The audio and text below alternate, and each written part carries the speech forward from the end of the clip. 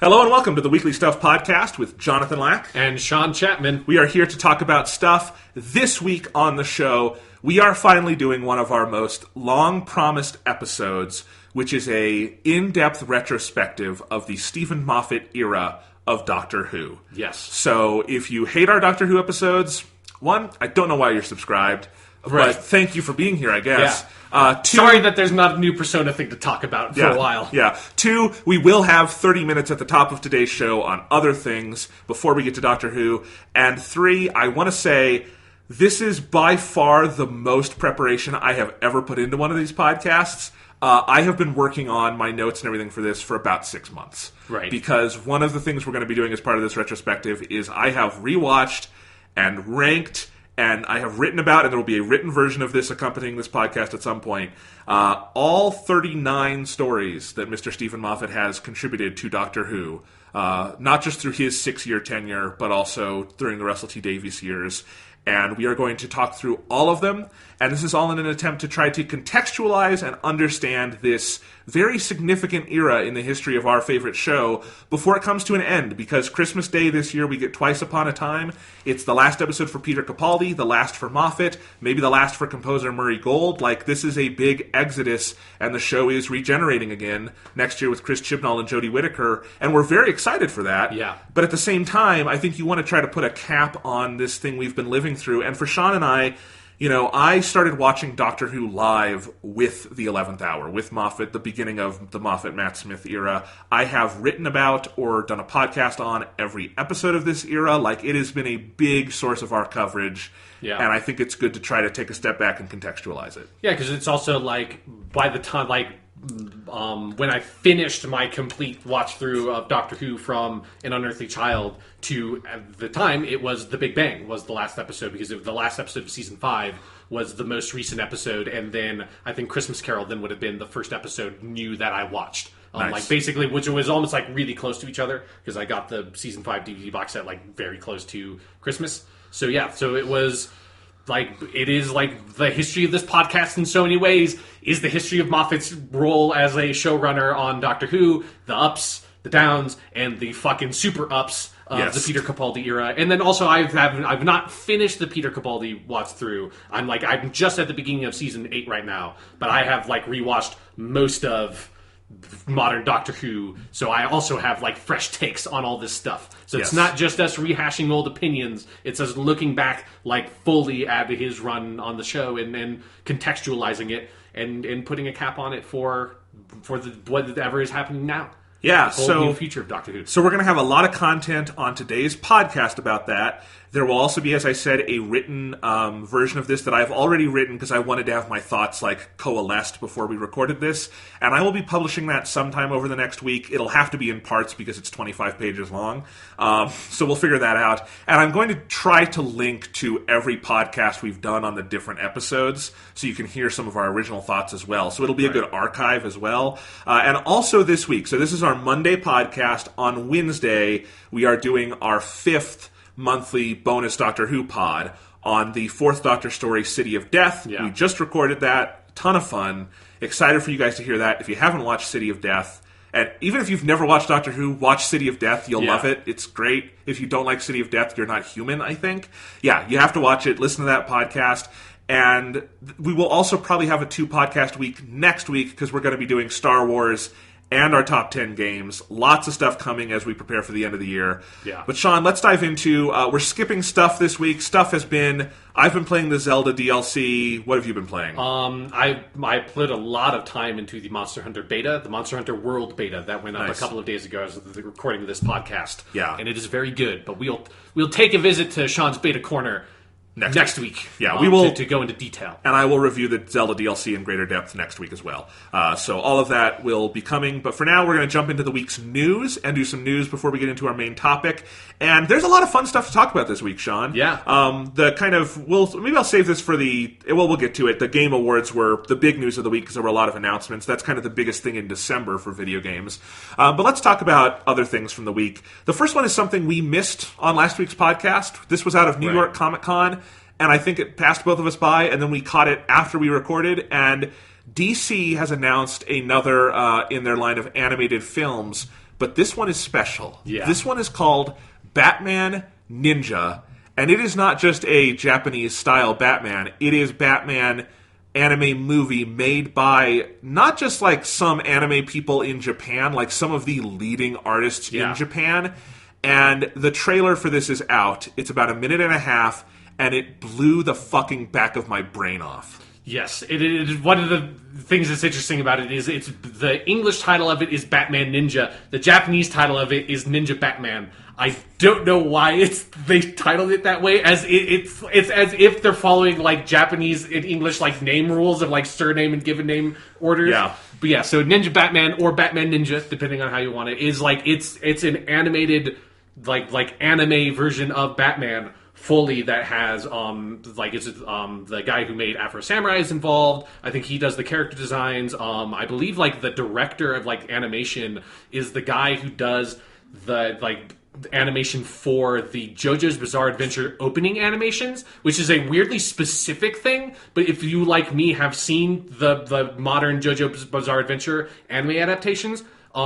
That's fucking amazing, and it's so you can so tell by watching the show. It is so stylish. It's got such a sense of like momentum and weight and movement to it. It's like it just looks fucking amazing. But like the thing about it was I had heard about this actually I think a month or so ago, around the time when they first announced that it was going to be a thing. They hadn't really shown footage, or they showed like a teasery thing for it. And at the time, I had no idea what the plot was going to be. And so I initially kind of rolled my eyes at the idea of it, because it's like, I feel like every now and again, Marvel and DC get this idea in their head of like, oh, let's like get like some Japanese anime creators to do an anime version of of Wolverine or something like that. And it's usually like either okay or not that good. And so I was like, this is probably not going to be that great. And I kind of had assumed that the plot was going to be, it's set in feudal era Japan, and there's like a like Batman-esque dude, but it's just like Japanese characters, feudal era Japan, a guy that has like a similar backstory to Batman that looks like a ninja Batman, but it's just like a sort of ninja story in feudal Japan. It's like, that could have been fine. What I didn't realize is the actual plot of this is that it's Batman, like Bruce Wayne Batman, gets teleported back in time to feudal era Japan. So it's actual Bruce Wayne Batman. He gets teleported back in time. The Joker gets teleported back. The Joker seems to be like basically taking the role of Oda Nobunaga and like trying to unify Japan under military rule. But it's the actual Joker. Like Harley Quinn is there, Catwoman is there, Alfred is there. I think basically all the Robins, like Nightwing, Red Hood, Red Robin, who would be Tim Drake, and then like Damian Wayne Robin, who's Bruce Wayne's son. Like all those characters are there. It's a ridiculous cast of comic characters that, as far as I know, all of them are the like sort of like canonical, you would think of like American comic book versions of these characters, just teleported back into time and having to solve this issue in feudal Japan, which is a fucking bonkers ass plot for a movie that is so amazing to me. And the trailer, so I had not seen or heard about this. My brother, for some reason, had heard about it and was like, "You've seen this, right?" And I'm like, "No." And he's like, "Sit down right now. I'm showing you this." He should have shot a reaction video of me watching this, because it was like full on, my jaw dropped. I covered my mouth. I was like, oh my God, because this trailer is insane. They are not paying lip service to anime. It is anime-ass anime. Oh, yeah. The acting, it's all Japanese voice actors. And some big names. Batman is Koichi Yamadera, who's in a million things. You might know him as Beerus in Dragon Ball. Yeah, he's Togusa in Ghost in the Shell. Yeah. Harley Quinn is Rie Kugamiya. Al from Full Metal Alchemist, which is great. Rise from the Japanese Persona 4. Yep. Yeah, it's just it's an amazing cast. The visuals are bloody and brutal and very hand painted and all this. It is insane. Like, this might be the comic book movie I'm now most excited for. Yeah. Oh my god. Yeah. One note for the cast, because this is something that like I found out like a year ago or so when I was looking up. I'm really interested in like Japanese dubs of American productions of things, because I think it's like a weird like mixing of these two worlds for me. And so about a year or so ago, I ended up watching like a bunch of scenes from The Dark Knight dubbed in Japanese, which is really interesting. And through that process, I learned that Koichi Yamadera is like the voice of Batman in Japan. Like, that's amazing. He was the dub voice for Michael Keaton. He is the dub voice for like the Batman the Animated Series in Japan. He is the dub voice for like all the Christopher Nolan movies. Like anything that has fucking Batman, as far as I can determine, that has Batman in it, that is released in Japan, that is dubbed in Japanese, this guy voices Batman. And so he has such a fucking amazing Batman voice. He is so good at it that I recognize it as soon as I heard that, in like all those memories of like, oh right, I learned this. Like, this dude is just Japanese Batman, and that is fucking awesome. Like, they did their homework. Like, this, it really feels like they just passed this off to a Japanese studio and said, here's $10 million or whatever, go wild. And they went wild. Yeah, they really did. I cannot wait for this, Sean. There's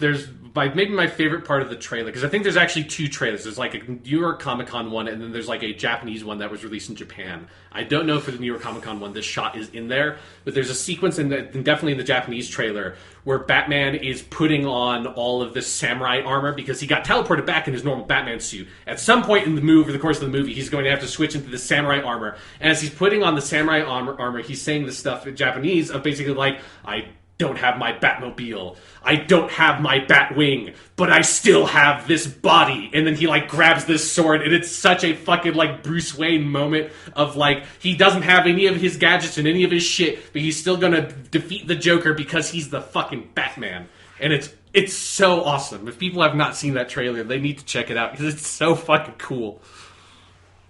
Yeah, it's a thing, Sean. I'm excited. We will talk about that at length next year. Moving on to our next news item. Ryan Reynolds has been cast as Pikachu in the Detective Pikachu movie, and in my notes I just wrote, what a fucking sentence I just typed. That is never happening. It's never Sean, going to happen. I can't believe it. I can't. Sean, this movie is further along than you know. No. This is being made by Universal and Legendary Entertainment. Nuh-uh. They have already hired a director, Rob Letterman. It's not fucking happening. It has a script. Justice Smith, who I believe was in the Get Down, has been cast as the human lead. I might be mixing him up with the person from the Spider-Man trailer we're about to talk about. Nope, he's in the Get Down, yes. Is the human lead. Catherine Newton was cast as the female lead. And now we have Ryan Reynolds as the role of Detective Pikachu. And here's the best part. Other actors considered for the role were Dwayne Johnson, Mark Wahlberg, and Hugh Jackman. And what? I'm a little sad we didn't get Hugh Jackman's Pikachu, but I just love that we're going to have maybe a Detective Pikachu movie at some point, and the kids are going to be like, I love Detective Pikachu. Can I watch another Ryan Reynolds movie, Mom? And they're like, okay, let's watch this Deadpool. It looks fun. Yeah. Like, that's some weird cross-promotion.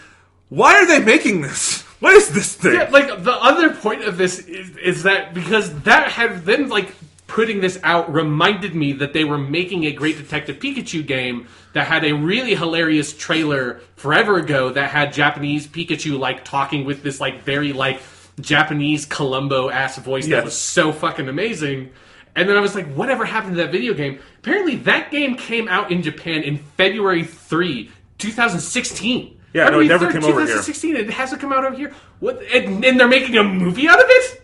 Yeah. Fucking localize the fucking video game first, dude. Then you can cast Ryan Reynolds or whoever. Like, do your fucking due diligence. Why would you make a movie first of this insane fucking idea? Anyway, it is quite weird. It's never happening. I don't believe it. I refuse. Sean, here's something you're excited about. We mentioned this earlier that Criterion, Giannis Films, but that's the parent company of the Criterion Collection, has acquired 14 Godzilla films from Toho in Japan. This is basically all the films of the Showa-era Godzilla. Yeah. And they're going to, we knew they were going to be doing something with it, and they have, as of this week, put all 14 of them on Filmstruck, the Criterion channel on Filmstruck, which is their streaming service, which is like the best access we've ever had in America to the original Godzilla films. Yes, and I have not I don't know like all the specifics of all of this, but assuming that it is like the original Japanese edits of these movies, because most of these movies were re-edited in their American release and have like the Japanese language and good subtitles and all of that, this is like by far the easiest and most accessible of those movies are in that original format. And because those like the home video releases of those movies have been so all over the place. For one of them in particular, Godzilla vs. Mechagodzilla, the canonically second best Godzilla movie ever made, just trailing behind the first one and like just ahead of probably Shin Godzilla. I would have to reconsider my rankings for number 3 because I never went back to that with Shin Godzilla.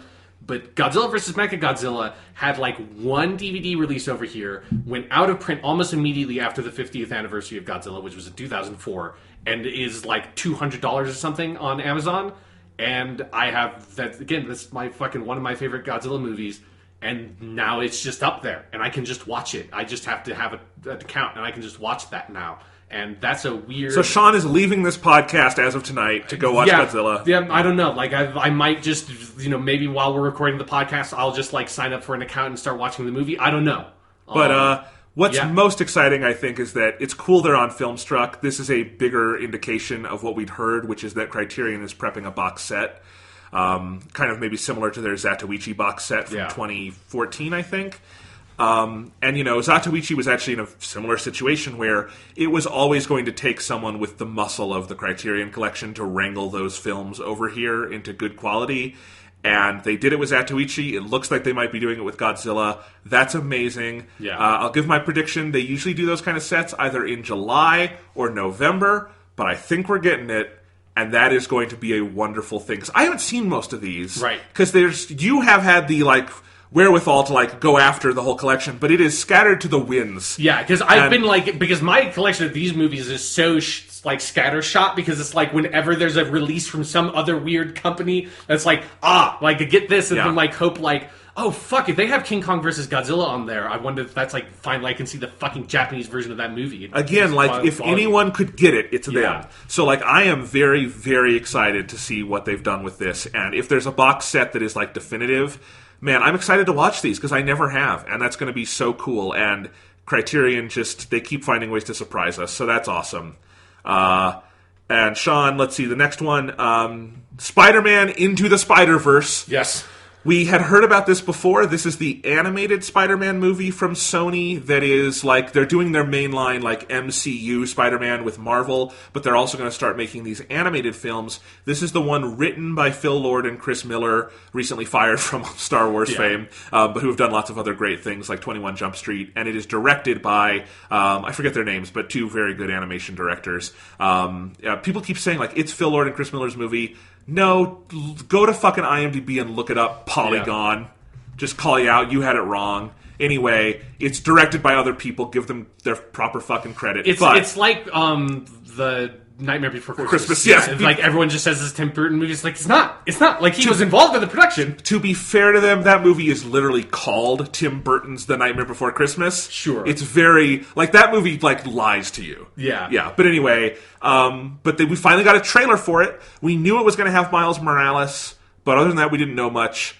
I am so excited for this movie, Sean. Yeah. It looks amazing. Fucking unbelievable. I don't know quite, how they're doing the animation style. It looks pseudo 3D. It almost looks like the way that the Arc System Works games Dragon Ball FighterZ looks or something. Yeah.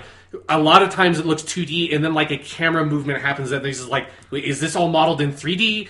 What the fuck is it looks awesome. It looks awesome. It's very kinetic, the way Spider-Man moves, the way it uses color and shade is incredible. You and I have been saying for years on this podcast, more comic book movies should be animated. Yeah. And this is it. We had Batman Mask of the Phantasm 30 years ago, and finally we get another theatrical animated superhero movie. I know DC and Marvel do their home video ones, and sometimes those are really good, but it's not the same. Yeah. This is proper animated, and we're getting Miles Morales, and we're possibly getting other versions of Spider-Man. That is what that Spider-Verse subtitle indicates to me. And I couldn't be more excited. This immediately shoots up there with Batman Ninja. I am excited for this. Yeah. I love that we are getting animated Spider-Man, because just in the 90 seconds of footage here, there's a sense of kinetic movement to that you don't usually get in Spider-Man Spider-Man movies. Yeah. And his costume is so good. Yeah. It's just something that it feels so gratifying to see the trailer and have this like confirmation that this is not just like some like weird bargain bin animated version of like let's just throw together a whatever team and like give them a pittance of money and have them make a movie. Like, this looks like Sony is like putting effort behind this. It's not Spider-Man meets the Minions. Exactly, yeah. Which, I know that's a different studio. They still could have done that. Yeah. All right. Let's see. And Sean, before we do the Game Awards announcements, so Lucas Pope, the developer of a little game called Papers, Please, which you might remember from the olden days of 2013. Oh, so long. We were so naive back then, Jonathan. Tweeted the other day that the PS Vita port of Papers, Please, which y'all, including me, forgot was a thing, is finally coming out on December 12th.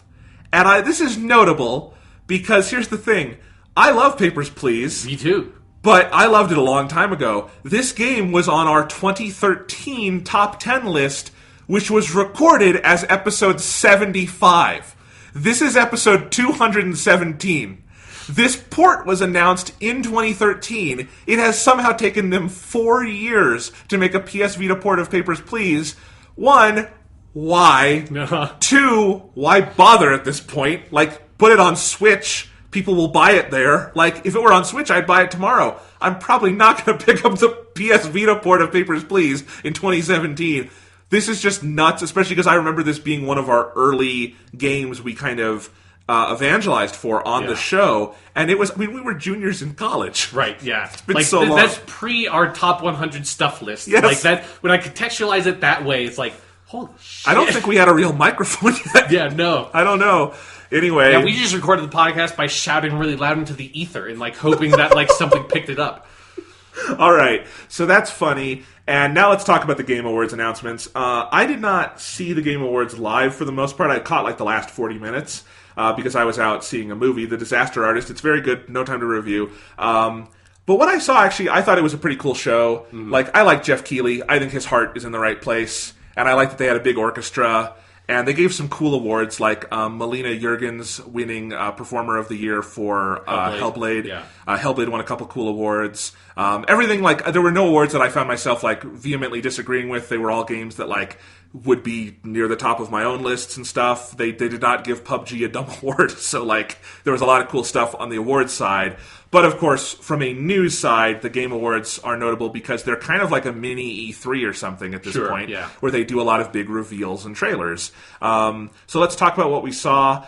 They're making a World War Z video game, and I say they because I didn't bother to research who, and I don't know why. I feel like they missed the boat on that by, 5-6 years. Yeah, like it was something that it took me in a disturbingly long amount of time to put into my head that, like, World War Z and DayZ, which is such an old fucking game that I think is still not technically out yet, which is, like, one of those super early, like, Arma mods that sort of turned into a little game of, like, that sort of, like, survival, like, you die and you lose all your stuff kind of game that PUBG is sort of, like... It's kind of like PUBG before PUBG was PUBG. Yeah, exactly. Like, but so fucking long ago. And it was, like, I couldn't put those things. I couldn't contrast those things. It was like a fourth dimensional cube or something. It's like, this information doesn't make sense. I can't comprehend what you're telling me. Why would you make either of these things? Yep. From Software teased their new game. They are the makers of Dark Souls. Yeah, and Bloodborne. It's called Shadows Die Twice, or at least that was the text that showed up. That was the teaser. It's like, it was a gross meat looking thingy, and yeah, there's not a lot to glean from that other than From Software is making a video game. Which is cool. Yes, I assumed that they were, but it's nice for them to like be like, we're making a video game and it's going to be like gross and meaty. It's like, I already knew that From Software. I played a lot of your games. I kind of know that. Yeah. The creators of Firewatch are making a new game called In the Valley of Gods about exploring ancient Egypt. Yeah. The trailer at the time I went to look at it had been taken down on a copyright strike. I don't know why, so I haven't seen the trailer, but I like I like that Egypt is a thing now in games. It's a good trailer. In the midst of Breath of the Wild, have a very good night at the awards, and I have to say I really enjoyed seeing Eiji Aonuma and the director of the game, whose name I forget at the moment, up there on stage. They were cool. That was my favorite part of the awards, was their like acceptance speech, basically. It was very cool. They seemed so genuine about it. Yeah. Like everyone loves your game, but they still are so humble. I loved it. Yeah, I think the director went up there, and it's one of the fun things about understanding Japanese is I know what they say before the translator says it, and the guy said something of I had all the stuff I wanted to say, and I got nothing, basically, is what he said. That's my translation of it. I think the translator just didn't even translate that part. It is the coolest thing to me about the Game Awards at this point is that, I've never necessarily felt like games needed their own Oscars or something, but it is cool to have a centralized venue where the people who put all their hard work into these games can get up on stage and be recognized. There's no reason they don't deserve it the way TV people deserve Emmys or movie people deserve Oscars. It's cool to get to see that. Yeah. And, Eiji Aonuma is a legend for good reason and stuff like that. So anyway, but I'm saying this because in the middle of the show, they announced that the second Breath of the Wild DLC, the Champions Ballad, which we've all been waiting for because Nintendo promised end of the year, but we kept waiting and there was no announcement, and they finally put out a trailer and said, it's out tonight. And that was awesome. Yeah. I literally got home, saw that, downloaded it, and I've been playing it ever since. Again, I'll review it in full next week. It is a substantial piece of DLC. Cool. It adds at least 16 shrines to the game, and they're not just combat shrines or something. That would be kind of mean. Yeah. They're very good. They're some of the best shrines in the game. Adds a whole new dungeon, a legendary beast at some point, which I haven't gotten to. All new cutscenes. It's very, very good. And if you have not bought the DLC pass, it's only $20 for this and the one that came out over the summer. I'm really glad Nintendo does not seem aware of how other people price their DLCs yet. Sure, yeah. Because someday they'll figure that out and we'll be ripped off, but so far we have not been, and that's very nice. This is more in the vein of CD Projekt Red DLC at the moment, who they will also catch on at some point that they can charge more than $10. Yeah. But until then, Soul Calibur 6 was announced. Yeah, that's cool. I've been wanting a new Soul Calibur game for a long time. I love Soul Calibur. This trailer was good. I love it ends with step into the stage of history. Yeah. So that was cool. Soul still burns. Reggie got up and announced that Bayonetta 1 and 2 are coming to Switch on February 16th. That's awesome because they were always on my to-play list for the Wii U. Right. The Wii U came and went, and I still want to play them, and they're coming out on Switch February. That's awesome. And they are developing Bayonetta 3 as a Switch exclusive. That's so cool that Bayonetta is getting another one. It was definitely a hit on the Wii U, so that's cool. But a hit by the standards of the Wii U. It's nice that they sort of sent a lifeboat to Bayonetta 2 to get it off of the Wii U. It's come over here. We've got Mario Kart 8 Deluxe. It's great. Yeah. It's great over here. Yep. The Switch, which is on pace to outsell the Wii U by year's end, which is... you can't. There's no comparison. I can't. This would be if the Dreamcast happened and then Sega did the PS2. Right. That's not what happened. Anyway, the highlight of all of this was we got a long, weird trailer for Death Stranding. I hope that's not a game. I hope that our thing that we've said, I think every time this game has come up, is that I just want it to be a thing where Hideo Kojima gets the weird people in the movie industry he's really obsessive about, which is Norman Reedus, Guillermo del Toro, and Mads Mikkelsen, and he just gets them together because he wants to hang out with them, and he uses this as an excuse to hang out with them, and he get a weird fucking trailer, and he just does that once every year. And that's all that Death Stranding is. That's all I want it ever to be. It's going to disappoint the shit out of us when it becomes a video game. Because here's the thing. This trailer, Sean, was 8.5 minutes long. And still, so we've had two other at least 5-minute trailers and now an 8.5-minute one. Name one gameplay system at work in Death Stranding. Is it someone shot a gun in this trailer? That's the first thing of the gun was fired in this trailer. It's going to be a third-person shooter. Who knows? It wasn't from a third-person shooter perspective, but a gun was shot, which means there are guns in the game. We have no idea what kind of game it is. Each trailer looks like a different world and continuity. We don't really know who the characters are. We don't know how you play it. Any of that stuff. And also I've been thinking about this. They've been working on this for 2 years and made 20 minutes of cinematic trailers. Have they had time to work on the game? Right. I assume that this must be a cinematic from the game that they just pulled. Kind of like what The Last of Us Part 2 one was. It must be. It has to be. Sean, you're applying logic to Hideo Kojima. But if it's not, you're right. There's no video game because you would spend so much time because it's a really fucking great cinematic, by the way. It's amazing. It's so fucking awesome. It's one of the things I love about these Death Stranding trailers. I think this one highlights it particularly. Is it feels like Hideo Kojima sort of like developed a lot of like cinematic techniques for like shooting video game cutscenes in Metal Gear Solid 5, and like that game is fucking terrible for that shit. But then like he's using it here of this like kind of like super long take thing he does of that it's all basically one shot. It's a very like physically present camera, which is obviously stuff that like you like. The physically present camera idea is interesting because it's not a physically present camera at all. It's entirely digital camera, but like taking advantage of the fact that it's all totally digital. It's a video game like real-time cutscene.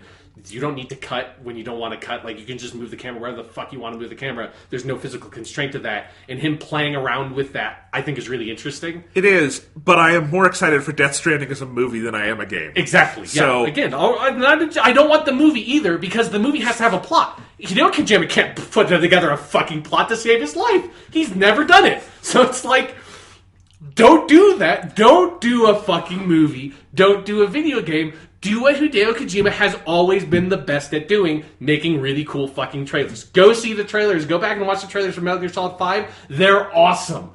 They're way better than the actual game. I just want his trailers. That's all I want. No, I don't know how you monetize that. It's just what I want, though. I want the Showtime 18-part Hideo Kojima series where he just does avant-garde shit. Exactly, yeah. That just get to be weird, like basically trailers, but like they don't have to advertise something. I think he has an amazing skill set, and I'm just not sure games are the place for it. But we'll talk about that in the future. There were a couple other little things. We're out of time. I said half hour. We're moving on. Okay. Any other final reactions from the Game Awards, Sean? The dude from The Way Out was crazy and that said was fun. Fuck the Oscars and all that shit, and Jeff Keighley seemed absurdly uncomfortable, and I couldn't watch anymore at that point, so I stopped watching. Jeff Keighley probably shouldn't be hosting. I think he's very good at producing the whole thing. Yeah. But, and also, like, make sure if you're going to have, like, live interview someone, make sure that they're a sane person, or that they're not drunk or high, or whatever was up with that dude, because he fucking was out there. A for effort. A for effort, yeah. I would like for a lot of, like, the consumerist stuff to move out of the Game Awards at some point. Yeah. It's like... the Game Awards are... Well, we should talk about this again next week, because I'd like to get into this in more detail. But, like, there's part of me really likes the Game Awards for the, like, having someone like Eiji Aonuma up there, you know, having someone like any of the developers up there, being able to accept awards, talk about what they do. I think it's great to have a venue for that.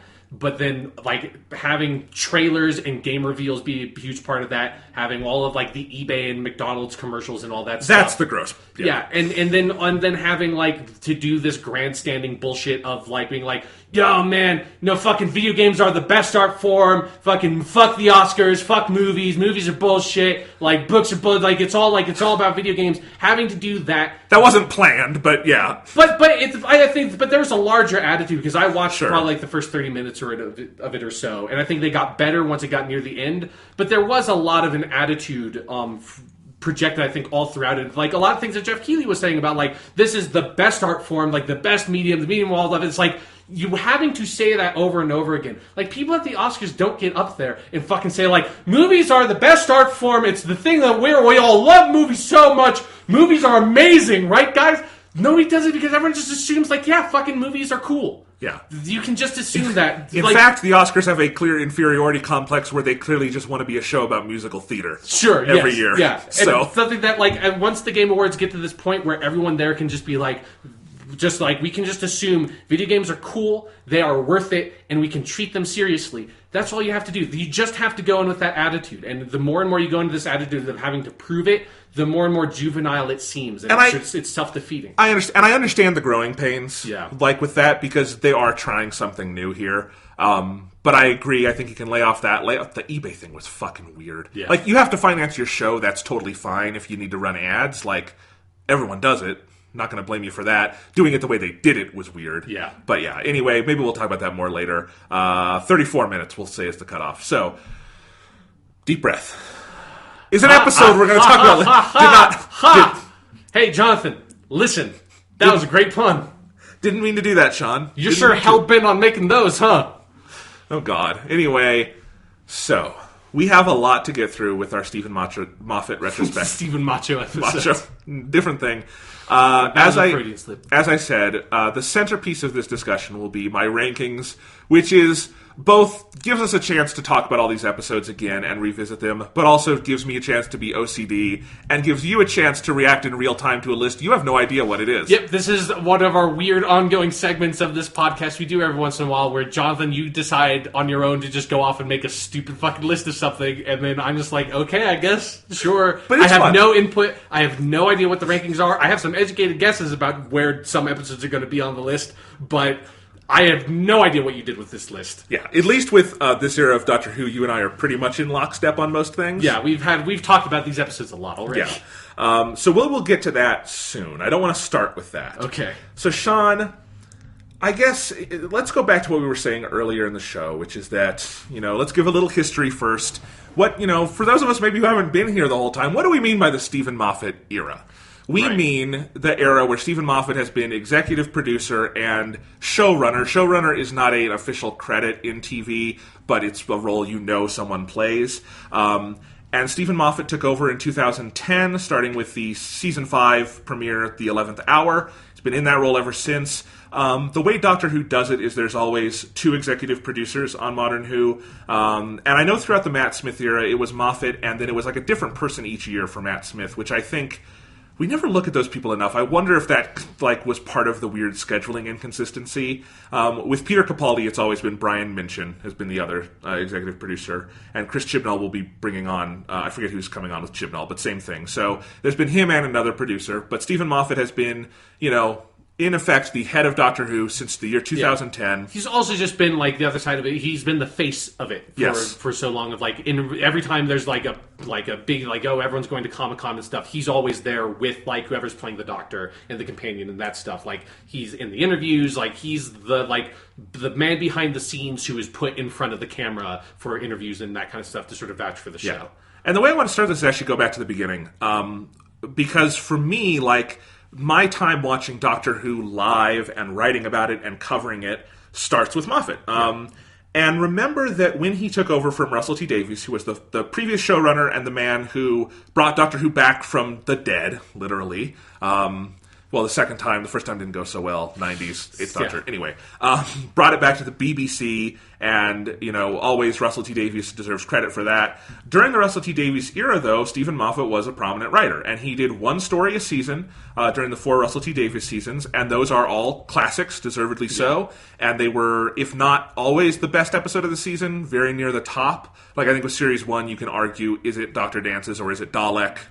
Sure, yeah. But it's near the top, certainly. So when he was announced that he would be taking over the show, I, for one, was very excited because it seemed like the natural next step. Steven Moffat had showrunning experience. He had done the show Coupling on the BBC, so his background was actually in comedy.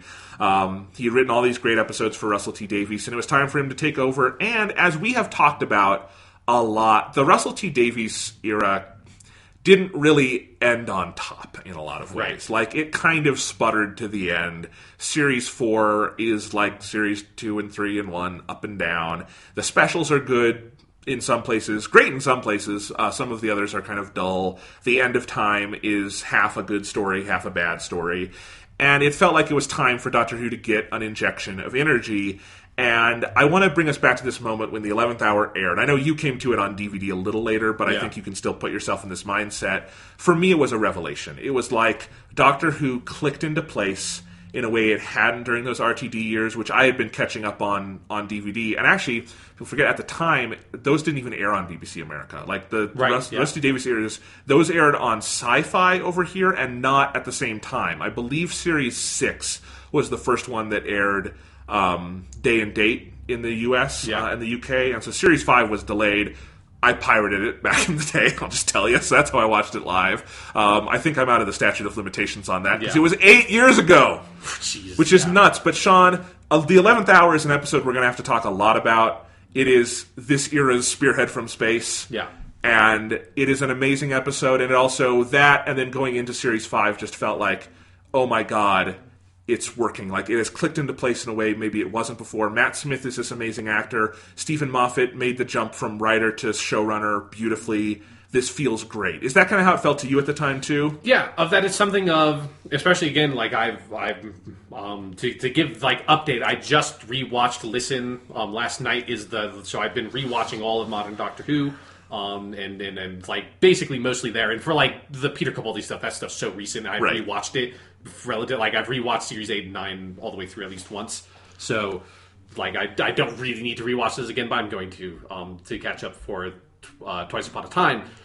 But yeah, like the RTD era of the show is interesting, and like I like a lot of it, but it's so up and down. It's like just so fucking frustratingly inconsistent, even for I think Doctor Who standards. That like, you know, Doctor Who is a show that lives and dies by individual episodes, and that means that some seasons are going to have, like, every season is going to have at least one bad episode. That's like always been the case. But like the RTD years, that was usually more than one. It was usually more than two. It was usually more than three. Like it was like 4 to 5 to 6 bad episodes a season, depending if you're season 2 or season 4, right? And that was something that's like really hard for me to get into the groove of that show. And then some of the broader level directions for the Doctor, of like making the Doctor this very romantic hero, like always pairing him with like, and it's one of the things they sort of got away with this with Catherine Tate a little bit, which was nice. But generally speaking, like very young companions. Young female companions, tying them together romantically, very specifically, and the female companion pines after the Doctor, and all that shit is just like not the character. It's not the show. Like it's okay to have this brief sort of like diversion in that direction and kind of play with it, but it was too much for too long and not sustainable. And then Steven Moffat comes in and I think just like reboots the show in so many ways, in terms of the tone, in terms of like the visual aesthetic, in terms of like the music with Murray Gold, like brings a very different musical style to it, and then the interpretation of the Doctor with Matt Smith coming into the role and having his own version of the Doctor. I think also like Steven Moffat's sort of broader level ideas of who the character of the Doctor is more simpatico,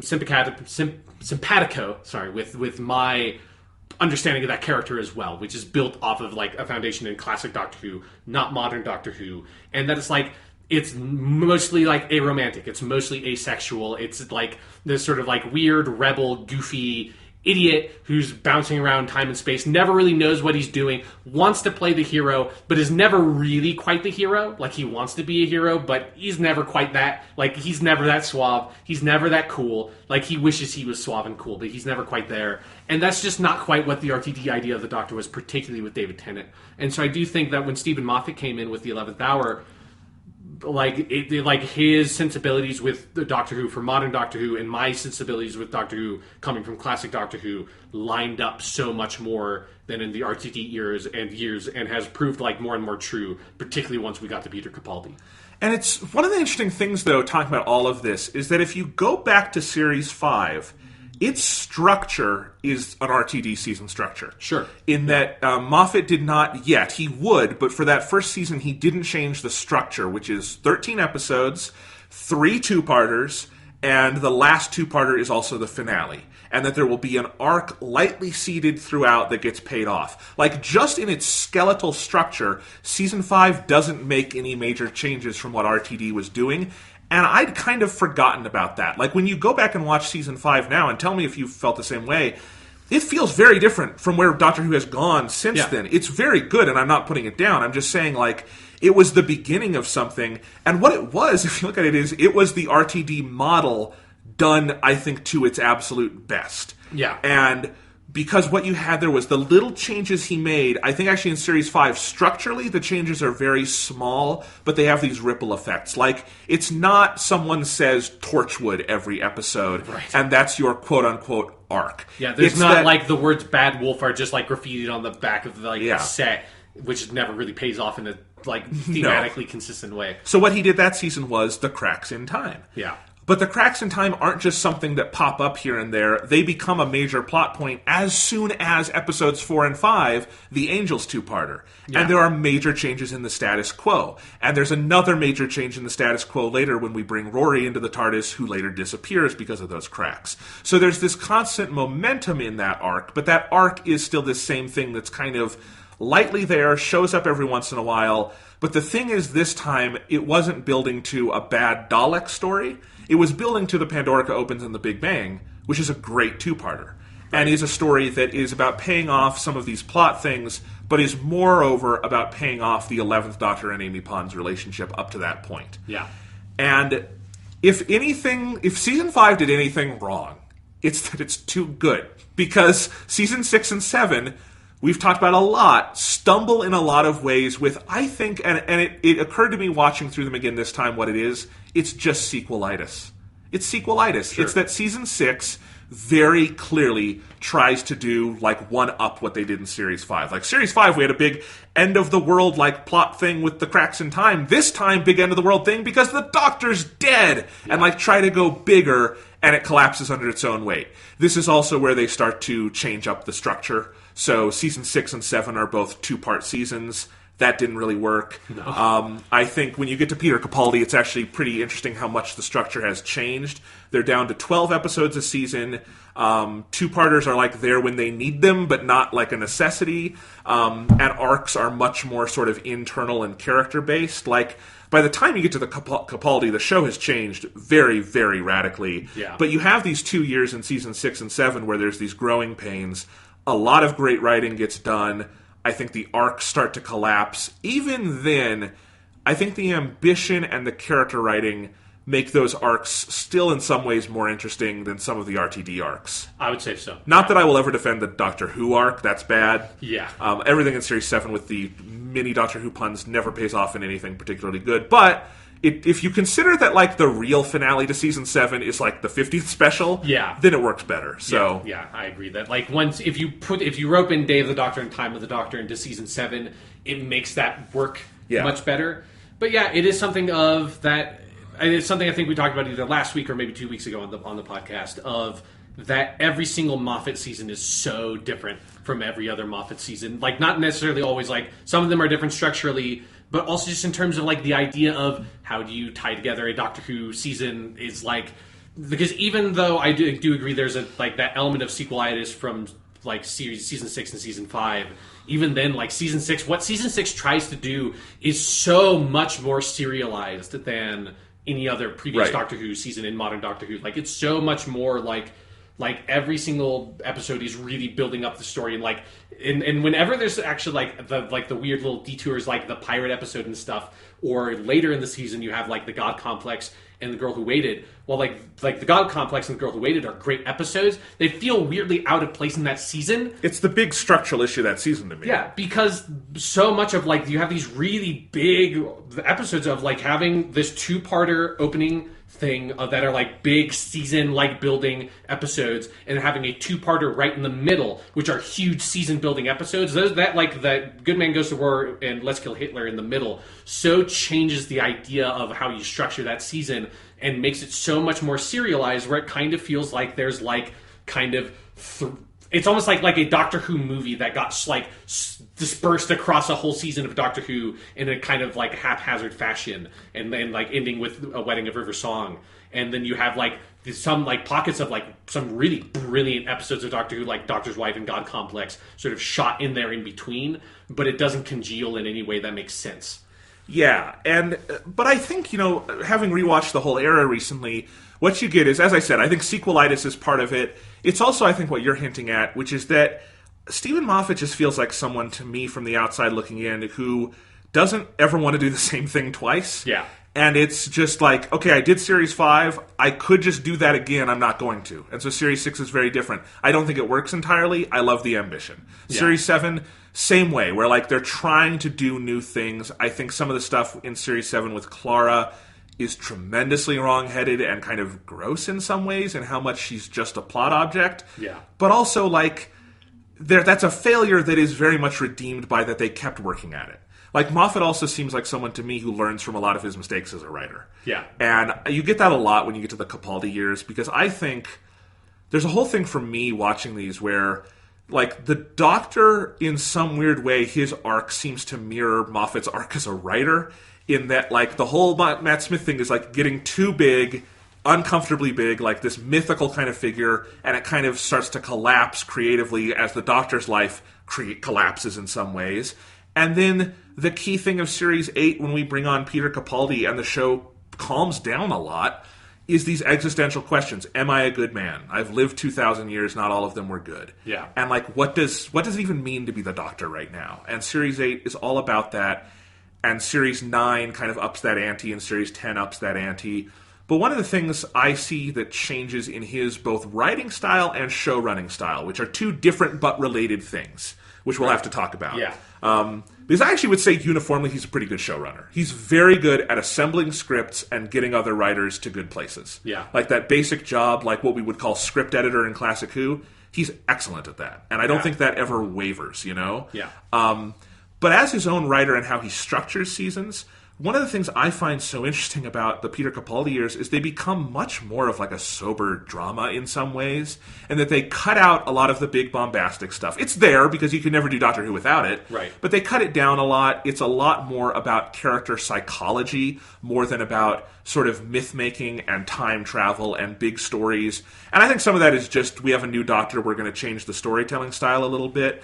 But like Series 8 is this really interesting season that the Doctor's not the main character of Series 8. Clara is. And it's about Clara's relationship to these two men in her life, Danny Pink and Doctor Who. Yeah. And you go through that season, and one of the things he starts doing, and you start seeing the co-writing credits here, which we'll talk about later, and I don't know if that's because of a change in how BBC gave credits out, or if it was literally he was just more hands-on with the scripts. It's always felt to me like he got more hands-on with the scripts, because there's a continuity of character writing that starts popping up with Capaldi and Coleman in that season and carries through seasons 9 and 10 that I think was not there in the RTD years, not there necessarily in the Smith years, and in Classic Who can come and go at times, you know, how consistently you're writing characters. The voices feel so consistent, and the focus shifts so far away from like big story arcs like enemies in the background to where are these characters at week to week. It doesn't matter if it's a standalone Mark Gatiss story or a big Moffat episode. We're going to move the characters forward. And the other big change he makes is Moffat stops writing just big arc episodes. Like, listen, we're going to talk about that later. Very high on my rankings because I think it's the true beginning of the Capaldi era, because that's the one where it's the first standalone episode he had written since the RTD years, if you don't count some of the Christmas specials. And it clearly signals, like, we're going to be doing this differently from now on. And this is all a long way of me saying what I've loved about these 8 years and 6 seasons of Doctor Who, because one season aired over 2 years and 1 year we got no season, right? Is that they've evolved so much. It's never gotten dull. I remember back in the season 7 days, we were both like, maybe Moffat's run his course. Maybe this isn't going to work long term. Yeah, we had a lot of conversations about that. And the best was yet to come, by far. And it clicked into place, and he kept evolving, and his last 2 seasons are easily the best. And I think that whole evolution is just, as a fan of TV, and particularly as a fan of Doctor Who, has been really fascinating and valuable to follow. So what would you add to that?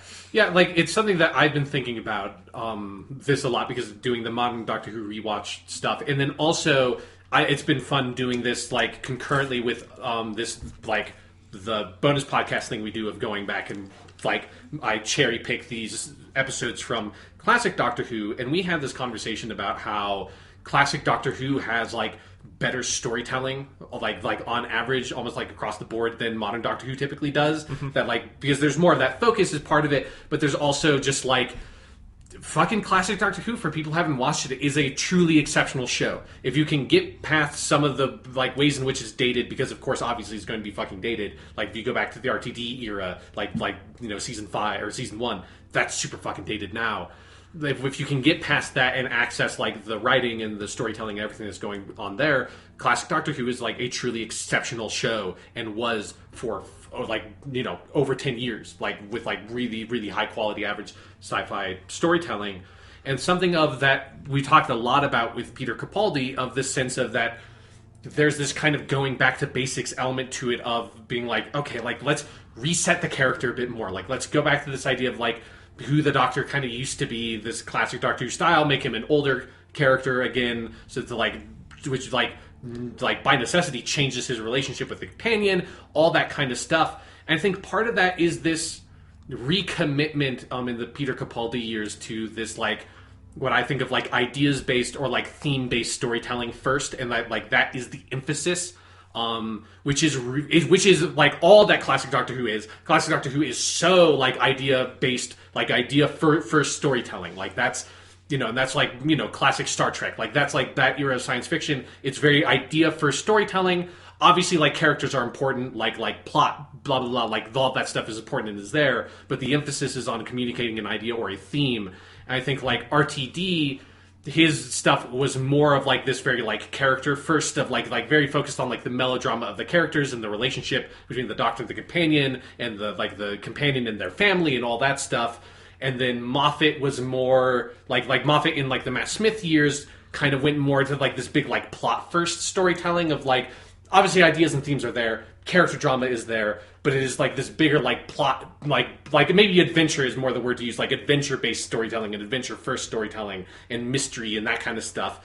And then the Peter Capaldi thing was like coming back to this sense of like, no, like that stuff is important, that stuff does need to be there. Like as you're saying, like the Peter Capaldi era has also had like this really deft, powerful character writing that has this powerful consistency across episodes that is like particularly potent, I think, in season 9. And you can't separate it from some of the stories. Yeah, obviously, like if you're putting this on like a triangle, like all these things are interconnected, like irremovably, but because you can't put a story together without any of those elements.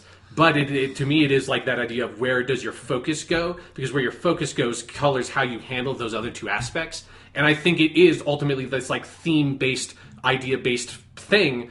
And that's where, like, that from that trickles down the character stuff, right? Because for RTD, it's very much like when you do that character first thing, it becomes so much about the melodrama. And that there are ideas being expressed about who the characters are, but it has to be filtered through so much melodrama, and that's where, like, the tension and the enjoyment of the story comes from, the melodrama of the relationships and where those, like, relationships grow and where, like, there's tension and conflict between the characters. That's what it felt like he always kind of excelled at and liked to do. And then when it like fell down was when like the plot had to kind of take over, which is why so much of his part ones are really good because they don't have to deal with the plot that much and they can be more about the character dynamics shifting. And then part 2 in his finales always came and is like, well, now I have to resolve the plot and this fucking sucks because the plot was not what he was interested in. And I think with Peter Capaldi and where Moffat sort of flowered as a writer was that thing of like his RTD episodes were all idea first storytelling. Like it was all about like this bigger idea and bigger themes and exploring the character development through this bigger theme that he's exploring. And then when he became showrunner, it felt like he kind of a bit lost that along the way. And then the Peter Capaldi years, he's like, no, fuck that. I'm going to write Listen, Like I'm going to write like The Girl Who Died or co-write The Girl Who Died. I'm going to write Extremis.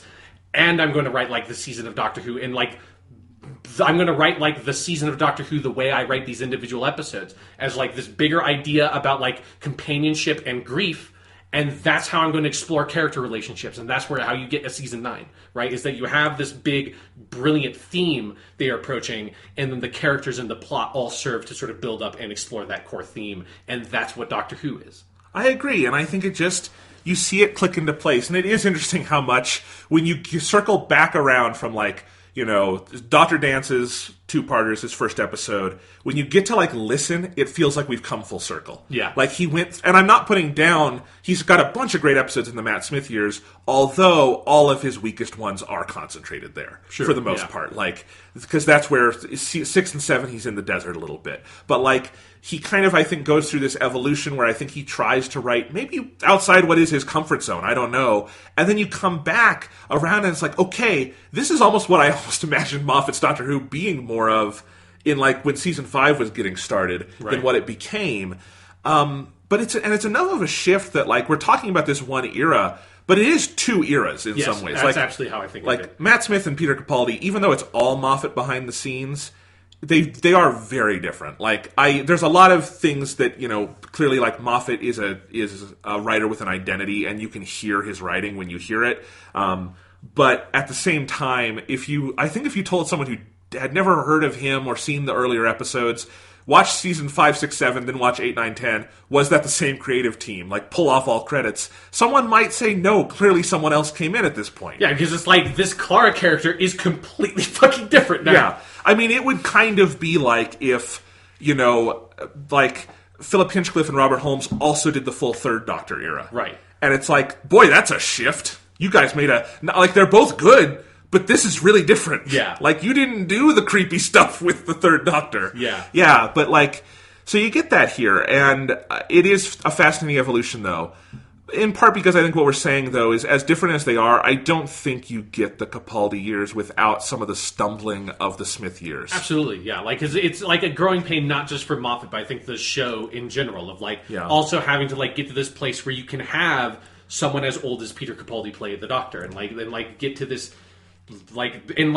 work through all the sort of plot baggage and stuff that had been building up about the Time War and all this. Like, there's so much that shifts and so much that the show works through, and, like, the 50th anniversary is so, like, this. It's such a huge pivot point. Yeah, it's this fulcrum around which the show just, like, changes itself, and the Time of the Doctor is, like, this last little thing of, like, we have to put the bow on this and indicate where we're going. Because I think also Time of the Doctor is where Clara starts really kind of becoming Clara. But yeah, we can talk about that. Yeah, absolutely. I mean, and as much as we're talking about the eras, I also want to talk about the characters, because, like, I think the 11th Doctor era is weaker than the 12th Doctor era.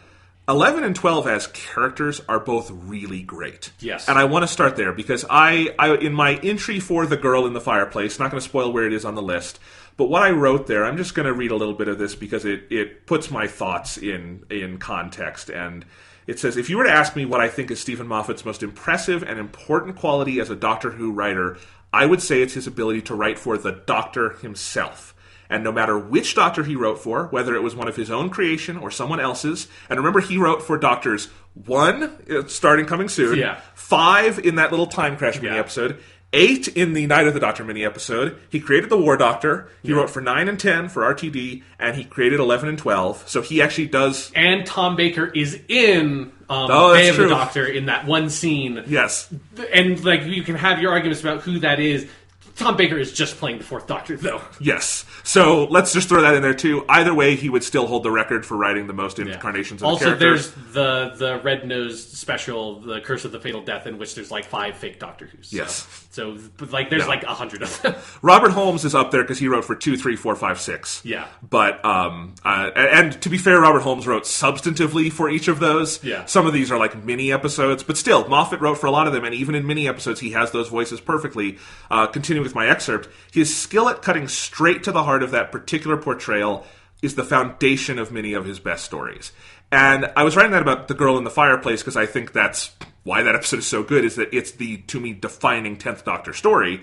But it's true of all of them. Like, he is really good at writing the Doctor, like, unassailably good. He doesn't tend to write the Doctor out of character. Whatever he puts in the Doctor's mouth, it seems to sound right. Yeah. And also, like, he's really good at, I think, like, riding those waves of where the Doctor is different and where he's the same. So 11 and 12, hugely different incarnations in so many ways, and yet they are both the Doctor. And when he goes back and writes for, like, Peter Davison in this one-off 5-minute fun episode, that's the 5th Doctor. And, we haven't seen Twice Upon a Time. I'm guessing he's going to nail the 1st Doctor. It's just something he's very, very good at, and I think it's important that, he created and did the entire runs of 2 whole Doctors. And RTD did that too, but one of them is only 13 episodes, and 9 and 10 are not that different. So, like, 9 to 10 is actually an exceptionally smooth transition.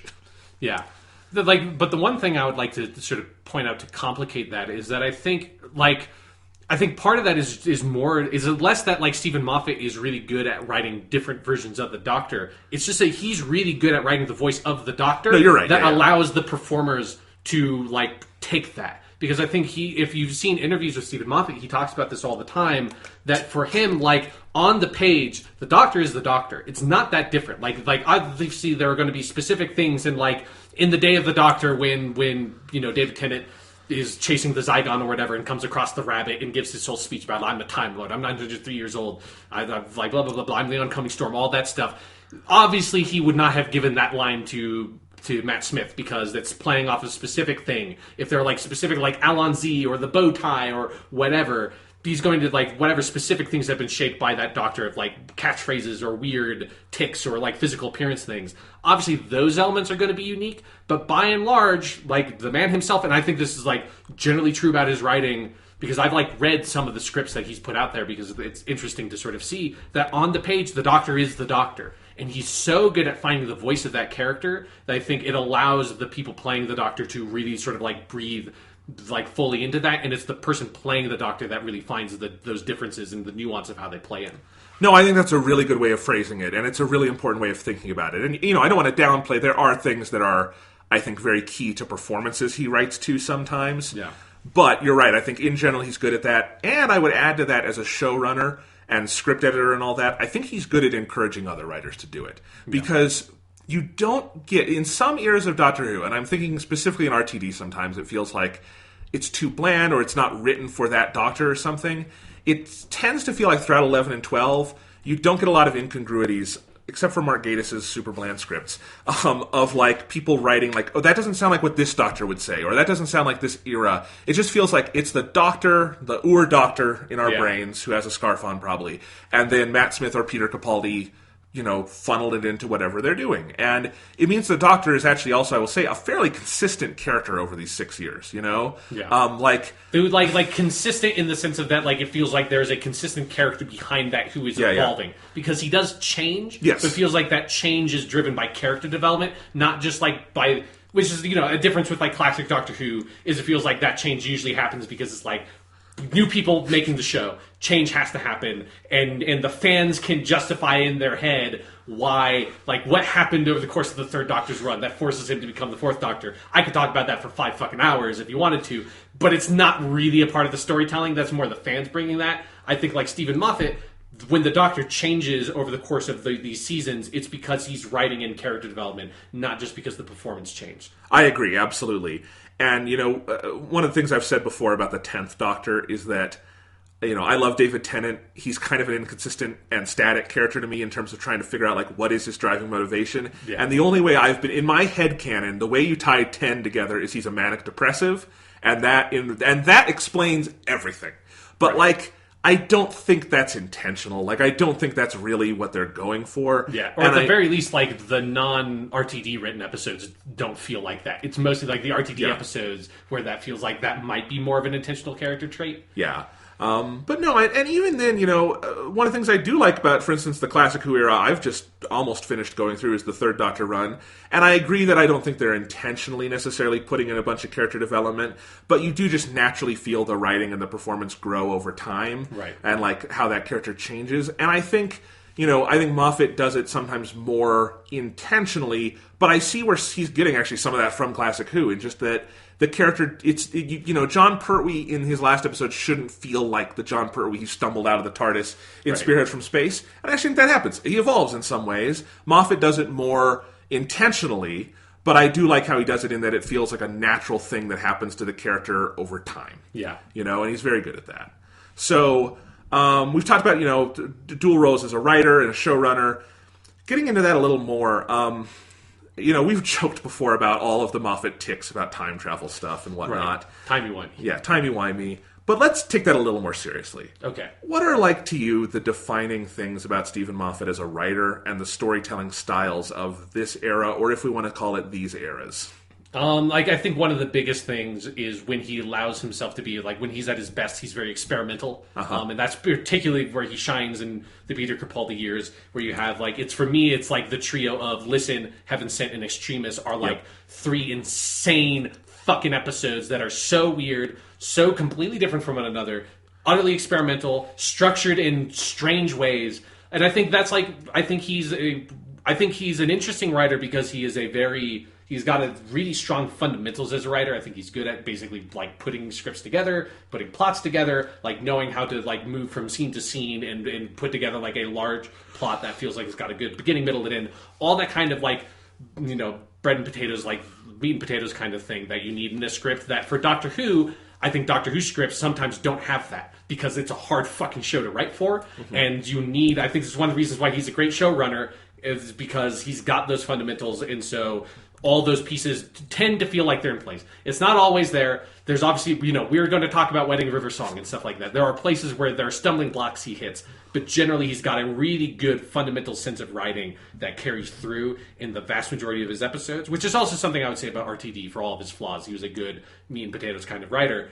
But then also Steven Moffat has that like wicked streak to him of just being like, fuck it, like let's do something weird, let's do something crazy, like, and because he's got a good meat and potatoes storytelling sense, that's what allows him to do the like, let's do like parallel timelines and like crossing over and like do like the weird shit of like both experimenting with space and time and structure in terms of his plots. He likes to play with those things, and that's when he's at his best. I think is when he just allows himself to sort of get the toys out and play with all that shit. And like, because again, I rewatched Listen just last night. That is a fucking insane episode of television. If you if you put like, you did like the plot postcard thing of like write out all the plot points on a postcard and put them out together and like reorder them or something impossible. Like that. It's just like, it's utter insanity. There's so much shit going on, and where the different characters are at and how their stories intersect, both in terms of like physically intersect and then thematically intersect, and like what the episode is saying on a top level and by scene. There's so much going on, and it's so weird. And not a lot of writers do that. Not a lot of writers can do that. Like, traditionally in Doctor Who, that has not been a thing that often. Like, this is something, if you listen to our City of Death episode and the bonus podcast stuff for the classic Doctor Who, we talk about this, like, sort of notion of the meat and potatoes writing and, like, the experimental writing, and then also about, like, using time travel and that stuff as a narrative device in Doctor Who. Classic Doctor Who hated doing that shit. Because it's fucking hard, it's expensive, it's confusing, most people don't understand what's going on, they don't like doing that shit.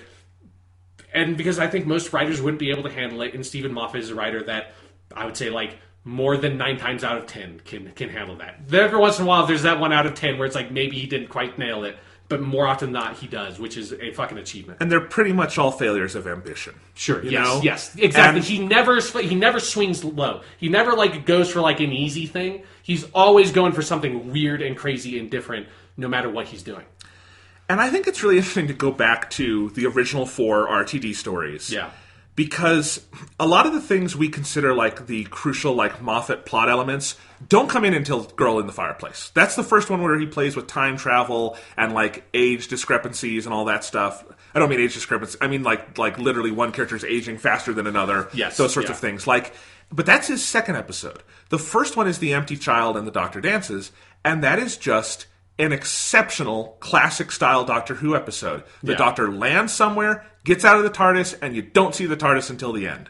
And that's how it is, and it's and actually that rewatching that episode through this process helped me understand a lot of the fundamentals of Moffat's writing that have nothing to do with timey-wimey bullshit. Yeah. Because there are a lot of them, and it's easy to focus on those because it's a lot of the Matt Smith years, and his other 3 RTD stories are really heavy on it. Yeah. But the Peter Capaldi era doesn't do a ton of that, frankly. Sure. Or it does it in different ways. Yeah, because like Listen and Extremist both have elements of that, but they're very different. Yes. And so when you cut to the heart of it, you know, like what does The Empty Child and the Doctor Dances establish to me of him as a writer is, okay, he has a great voice for the Doctor. He knows the tropes of this show and how to work with and subvert them. He writes guest characters really well, which is exceptionally important for Doctor Who. Yeah. He has a good voice for the companion. Rose is at her best in that one. And it created Captain Jack Harkness. Yes. Who, still my favorite appearance of that character, but we can get into that. I like Captain Jack. But you're right. That is definitely his, like, that's Captain Jack at his best. Maybe Tortured Children of Earth people love. I haven't seen it. But that's more like Peter Capaldi's also in that, which is I know. Thing, but, yeah. I actually just rented that because people keep telling me to see it. It's like I'll watch it finally. Sure, I should see it's it good. anyway. And I want to see the other thing Peter Capaldi was in for Doctor Who. Yeah, no, but no, all of those things are there. And then with Girl in the Fireplace, he just starts layering on top, which is exactly what you're describing. He has those fundamentals. And they're mostly always there, and that's what allows the experimentation to happen. Like, if you look at some of the craziest episodes, like Listen and Extremis, which we're going to talk about, those are both very high for me. Why they're high for me is both the experimentation and the playing with genre and stuff like that, but also at their heart, their character writing is so good. They know exactly where those characters are at that point in time. Those characters grow and change because of the story, and there's a central theme to all of it that ties together the madness. And at his best, that's what I think Moffat does. And I do think maybe he got too excited about some of the toys in the toy box during like season 6 and 7. Sure, yeah. Where it's like, I can kill the Doctor, and then he's not actually dead. And I can, River Song, we're going to really fuck this timeline up. And, Series 7, why don't we just ask Doctor Who over and over again? Because here's something you forget. There are Doctor Who puns in, I think, 3 of the 4 original RTD stories. He does it in The Doctor Dances. It's there. He does, yeah. And it's like, so he's always loved the meta, too. And you can't ignore how he treats the meta aspect of it, which I don't think is wrong. Doctor Who is a 50-year-old show. Yeah, it's hard to get away from.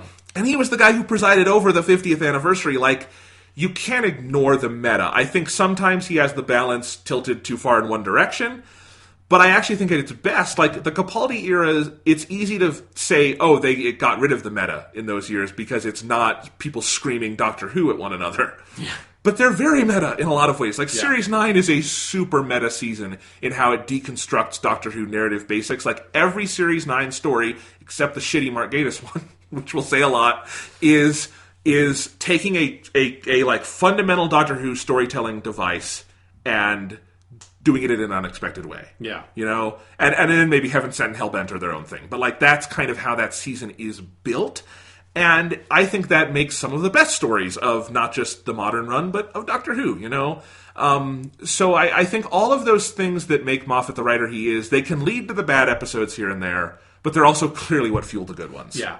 Yeah, and I think that is like another, if we're like doing the structural analysis of the Steve Moffat as a writer in Doctor Who, I think one of them is like to point out is like his love of Doctor Who is so apparent in his writing of the show. Like it is so like it always has been like it is something of where I don't know. Have you watched Doctor Who and the Curse of Fatal Death, the comedy special they did in No, I've never seen that. 1999? You should watch that because Stephen Moffat wrote it. It was when it was in the wilderness years, as we call it, of like when the show was off the air, post the 8th Doctor movie, and it's just like this 30-minute comedy special that they made that has Rowan Atkinson plays the Doctor. I forget who plays the Master in it, but it's just really goofy. It's like. I don't know if I would call it great or anything, but it's like it's really interesting because it does have some of it absolutely plays with time travel stuff in a way that like classic Doctor Who does not, that like signals some of Stephen Moffat's interest in the thing, but like it also demonstrates like his love and affection for Doctor Who, both as like this big concept of like the character and the adventure and the stories and the ideas of it, but also the minutia and the weird bits and pointing out like weird inconsistencies and where like the TARDIS translation matrix and like weird bits and bobbles on the Daleks and all that kind of shit that he likes to sort of poke at the show because he has this like very childlike fan love of the show, and that's a really important element to his identity as a writer. Another thing for Stephen Moffat that like I have a bit of a love and hate relationship with. That's usually love, but every once in a while, I think it's something that the one thing that he's like can sometimes not fully get away from is he has certain quirks in writing dialogue that usually has really sharp dialogue, but every once in a while there's a bit, and it's just like when you watch like when he's written this many fucking episodes and you've seen all of them, it's just like. Some of the way he writes some speeches, the way he likes to sort of do like play with like a turn of phrase or something. There's a certain structural element of that of like, oh, you kind of like take the thing, slot out thing, put thing, slot like unexpected thing B in slot A, and then like do like a reversal of it in like the second half of the sentence. That's like you do this all the fucking time, and sometimes it like usually it works, but when it doesn't. It's like it can get a bit grating, and so like some of his dialogue habits are, again, I think it's mostly an instance of he's written so much and you're exposed to so much of his writing. It's impossible not to recognize the manner in which he writes dialogue because usually it's very good. Every once in a while, it sort of like sticks out and be like, "You've written this speech about fear about 7 times, dude." It's like it's good every time, and you do a different one every time. But it's also the same speech because it has to be because it's the same person writing a speech about the same subject, like the 7th or 8th time in a row. Sure, and it's one of the things that was refreshing about the Peter Capaldi years when they started was like he jettisoned a lot of that. Like he forced himself to write differently, and it doesn't completely disappear there. I'm not saying that Peter Capaldi's run is perfect. Yeah. But you get less of it. Yeah, Would you agree with that? Yeah. Yeah, and it just feels like he evolves some of that stuff. In particular, I think like Lesson and Extremis are both and Heaven Sin. All 3 of those are good examples of episodes where it's like I can tell that it's Stephen Moffat writing dialogue, but it doesn't feel like Stephen Moffat dialogue, like with a trademark, Yeah. No, it's Yeah. And talking about him as a classic Who lover, we should also mention that this was... Like, modern Who under RTD didn't engage with classic Who much. In fact, they literally blew up the past of the show as part of the plot. Moffat and Friends made some deep fucking cuts. All the time. All the time. It's usually really fucking great for me. Yeah. What's your favorite deep cut of the Moffat era? Oh, jeez, that's a big... Is it just question. Alpha Centauri? Alpha Centauri is a fucking huge one. Alpha Centauri is ridiculous. Because it's gotta credit Mark Gatiss with that one. Yeah, obviously it's a Mark Gatiss episode, but it's in the Moffat era, and it's something that I feel like RTD would not have let through the cracks. No. Because, like, you know, it was a bit more sort of... And for good reason, I think, particularly when the show was that early on and bringing it back, and you didn't know how successful it was going to be. If you had, like, episode 1, Rose was the Autons and Alpha Centauri, no one would watch it. Yeah, exactly. Yeah, like, the Alpha Centauri bit in season 10 is really fucking good. Yeah, I don't know if I mean, some of it is just, like...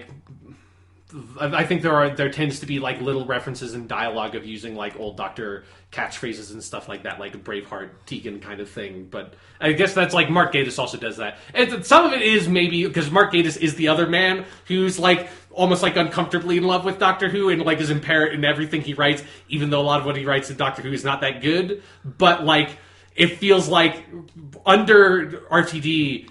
With like the Unquiet Dead and stuff, like Mark Gatiss couldn't get that stuff through, and then like Steven Moffat took over, and it's like, come on, Mark, okay, yeah, you can let loose the beast. It's like, yeah, fuck it, put Alpha Centauri in it, yeah, fuck yeah, just do it, like let's have a weird. Because again, I just very recently rewatched The Crimson Horror, and there's like an extended obtuse reference to the companion Tegan from the Fifth Doctor era that I just fucking love. Yeah, that if you don't know about like I think he calls her.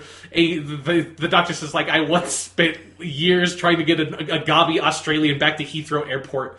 And then immediately he says, like, someone screams, he says, Braveheart Clara, which is a reference to the Fifth Doctor catchphrase. It's just like, fucking nobody, like, if you're, because it's the kind of line that, like, normally you just, like, goes, like, straight through most people and you don't even realize it's just been said. And then it just, like, for me, it's like, I don't like this episode that much, but I really like this one stupid fucking reference. Series 10, I feel like because they were on their way out the door, is littered with them. Like, there's Alpha Centauri, but, like, the first episode he has a set of old sonic screwdrivers on his desk. Yeah. He has a picture of Susan there, which, is that the first time they've officially acknowledged Susan in the modern series as, like, canon? Like, well, no, I mean, they bring up every now and again that he's a grandfather. So, but that's different than literally having Caroline Ford's picture in the episode. I think it's on the poster board in Day of the Doctor, where like where all the other companions are, because I'm pretty sure Clara's looking at it. But I just love that detail.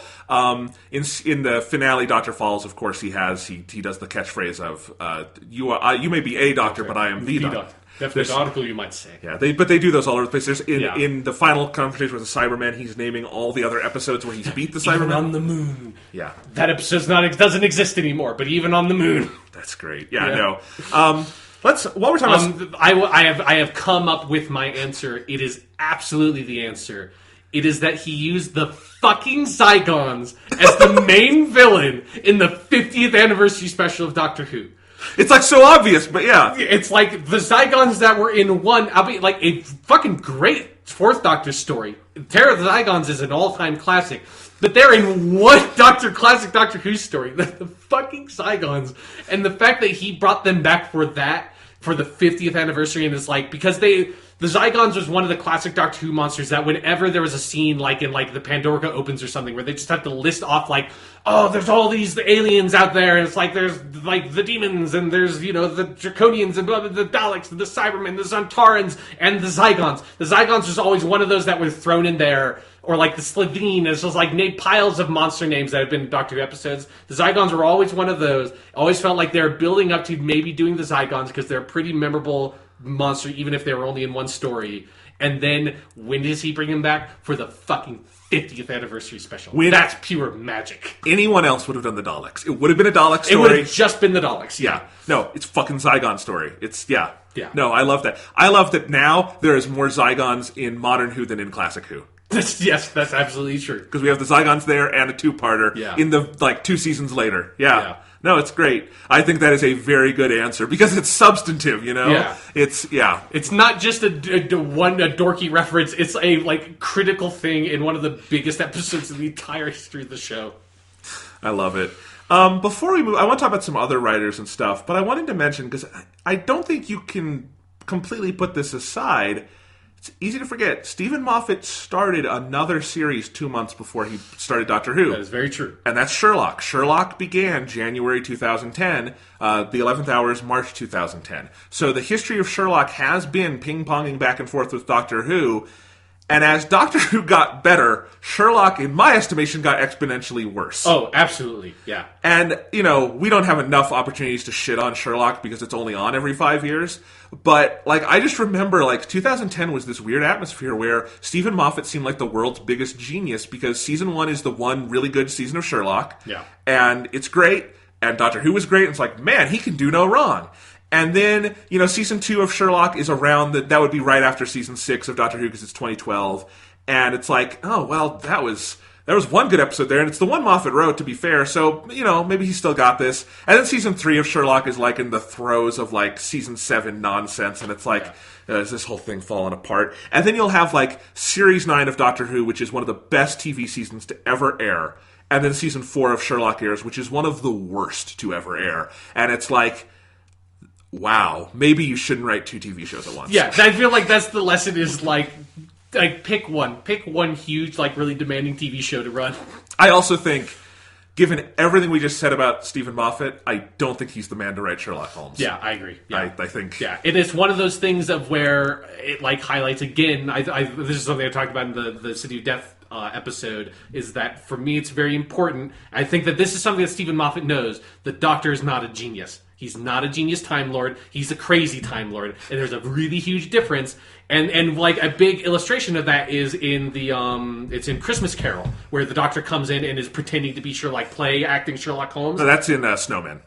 Oh yeah, no, you're right. It's in the Snowman. They're both Christmas special episodes. But yeah, he comes in play acting as Sherlock Holmes, but he can't do it because that's not who he is.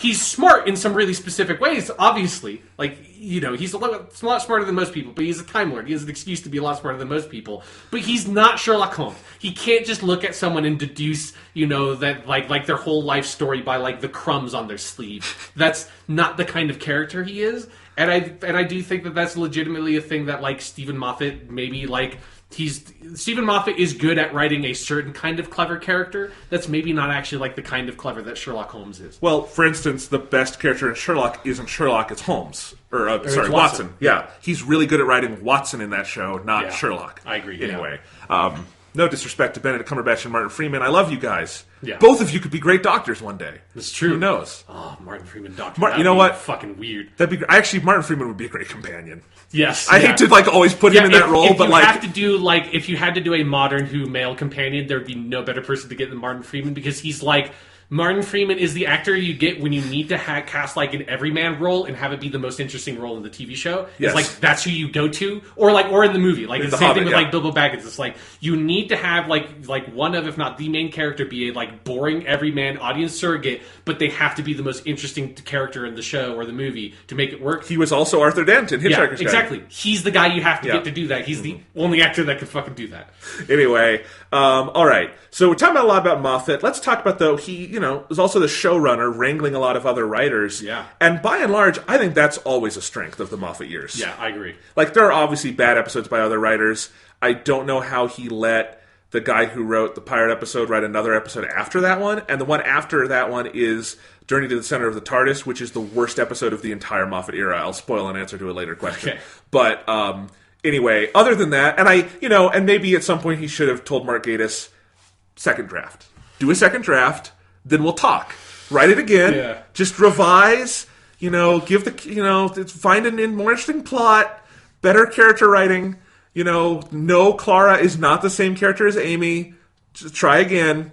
But I get it. They're friends. Nepotism. But anyway, it's hey. He fucking turns in a script on time. That's gotta be what it is, right? It's he's his friend, and he fucking, doesn't matter what. Dude turns in a fucking script that you can shoot. And that's not something that every writer can do. Yeah. Particularly for a show like Doctor Who. When you need to just put together a whatever Doctor Who script, you walk up to Mark Gatiss and say, Mark Gatiss, have you been thinking about a Doctor Who episode? He's like, I have a whole fucking notebook. I wrote like Victorian soldiers and Mars right next to it. I wrote like Ice Warrior, Submarine, Charles Dickens, Ghost. Like I have fucking 5 million of these, motherfucker. I took 2 things that like sometimes to have something to do with each other, but even if they don't, I'm not going to connect them in the script in any meaningful way. It's like I've got a great idea. I was listening to that Sandman song, and while I was like really sleepy, and did you ever think about what if we made a monster out of like fucking like mucus and discarded flesh, and like skin cells out of the corner of your eye, which is like that sand dust? What if that was a monster? And what if it was a found footage episode of Doctor Who? Do those 2 concepts like gel together in any way? No. But we could do it. While we're on our Mark Gatiss detour, my question was going to be about other notable writers of the era. Okay. We'll get there. Yeah. Mark Gatiss is a very notable writer of the era. He wrote for every single season of the Moffat era, and in one season he did 2. So, let's... And no spoilers, I wonder which season that is on the ranking of quality of the seasons of Doctor Who. We'll get to that. But while we're at this, Sean, I wasn't sure if I was going to share this, but while I went through the Moffat run, ranking all the Moffat episodes, I decided... Can I differentiate the Mark Gatiss ones enough? I'm going to rank the Mark Gatiss ones for you. Do it. Okay. I am so fascinated for this. Because I think this is something... I think we probably actually have some like different opinions on a lot of Mark Gatiss episodes. Yes. Okay. Number 9. Lowest one, because I couldn't bring myself to rewatch it for this project, so that told me everything, is The Idiot's Lantern. That's the TV one from season 2, so right? Bad. Okay, is that the first really one? Fucking bad. As someone who just quote unquote rewatched that one, like I did not skip any episodes. I want to make that very clear in my rewatch. I'm serious about this. I did not skip any episodes. Maybe there was an episode or 2 in season 2 in which I was not giving it my full attention and doing something else, like writing something at the same time. That might have happened, and Idiot's Lantern might have been the big one. Okay, so we're in agreement on that. It's super fucking boring. It's so boring. Okay, I know we disagree on this one. 8 is Night Terrors. I hate that fucking episode. Like, it is so boring. It has 5 minutes of good stuff up top, and then the rest of it is nothing. It's Amy and Rory running around in a dollhouse, and the Doctor looking at a cabinet. It is horrible. I hate that episode. I think this is like a thing with Mark Gatiss, is that I'm looking at the number of his episodes. There's one episode he's written that I like legitimately like. Most of them I don't like at all. There's a couple that I find very charming. And like and Night Terrors is one I find very charming. It's not good. I'm not going to call it fucking good. But there's something about the relationship between the Doctor and the Dad I find very charming, that story. And so if it had any actual like intellectual curiosity about that, sure. But no, and I understand, because there are a few, I would say 4 I find charming, but this isn't in the top 4. Okay, yeah. Yeah. Number 7 is Cold War. It's so boring. It is a black hole of an episode. Yeah. Like, I would put, like, Cold War and The Idiot's Lantern right next to each other in terms of quality for me. Number 6 is The Crimson Horror. Yeah. It's not the worst because it's at least memorable. Yeah. Mark Gatiss episodes, I usually forget while I'm watching them. You cannot forget The Crimson Horror. It has Dame Maggie Rigg, Diana Rigg. Sorry, I'm mixing up Maggie Smith and Diana Rigg, have nursing an alien baby at her teat. Yes, and the Doctor has been locked up in a cellar and like tomato makeup, and a blind woman comes in and calls him her monster. Fun fact, that episode has the stuff where the Doctor is slathered head to toe in red makeup. Yeah. You can pinpoint the moment where Matt Smith decided to quit Doctor Who. It's actually caught on film. You can see it in his eye. If it hadn't been for The Crimson Horror, we might have had 5 years of Matt Smith. Who knows? You can see it. Yeah. It's there. Number 5 is Sleep No More. Yeah. I'll say this, it's a very well-directed episode. Like, on a production level, it's very well done. It's a horrible script. And I still don't understand what they're even talking about with the sleep dust. Like, I asked Thomas after we watched, I said, Thomas, my brother, explain what are they talking about? And he gave like 2 different explanations that don't add up, and I'm like, you don't know, do you? And he's like, no, I don't. Yeah. Yeah. I think I would put Sleep No More a little bit higher than a couple of the other ones we haven't said yet. Number 4 is Victory of the Daleks. It's fine. It's very functional. It's extremely functional. I like Winston Churchill in this one. Yeah. Fun fact, I think this is the first episode Matt Smith filmed, because they intentionally held 11th Hour back so he would have more experience in the role. And you can actually kind of tell because his hair is a little different and he doesn't have all the mannerisms down yet. But I still like this one. Overall, the thing is, it's like a lot of Mark Gatiss episodes, it starts with an interesting idea. What if the Daleks are good now? And has zero intellectual curiosity, and just 5 minutes later they're evil again. Yeah. And the thing is, like that idea would actually be kind of repurposed later on with a Capaldi episode called Into the Dalek, which is, to me, Into the Dalek is Victory of the Daleks if it had intelligence. Sure, yes. Yeah. That's a mean way to put it, but I can't totally disagree with that assessment. Sean, we are being complete high school mean girls in this segment. That's what this is. Okay. My number 3 is The Unquiet Dead. I like this one okay. It has charm. I think The Unquiet Dead is your Night Terror. Like, there's something that, like, I find it mostly, like, really boring. Like, it's something of, like, I also find it frustrating because I find the idea. Yeah. It's kind of like Empress of Mars. There's, like, fucking Charles Dickens' ghosts, and that's just, like, there's a fucking story to be written here. And you didn't write it. The same with Empress of Mars is that there's a fucking, like, the Ice Warriors and like the fucking British Empire. There's a fucking story on a silver platter just laid at your feet, and you didn't fucking write it somehow. Yeah, the charm for me in this one is I love their Charles Dickens, and I like Chris Eccleston in this one a lot. Okay, yeah, but I agree with you. I don't think it's good. But I think if the Ninth Doctor had more than one season, I think The Unquiet Dead would be like lower because it's right. More interesting because you get to have more Christopher Eccleston, and there's not that many. He doesn't have that many episodes, which sort of like pulls up some of the bad ones. Number 2 is Empress of Mars.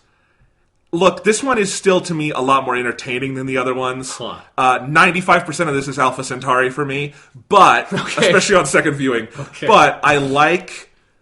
What do I like? Because this is way higher than it would be on mine, honestly. It's more watchable. I don't know. Like, it goes by fast enough. I kind of like the Ice Warriors in it. I like that it's kind of an origin story for the Curse of Peladon. That's kind of neat. I was going to say it uses the Doctor well. It really doesn't. It doesn't at all. It completely wastes Bill and Hartol. It kind of feels like he's not even there for most of the story, honestly. Yeah, it's... Okay, number 1 is Robot of Sherwood, right? Yeah, because it's actually a good one. Like, I just rewatched this. But here's the punchline to this, Sean.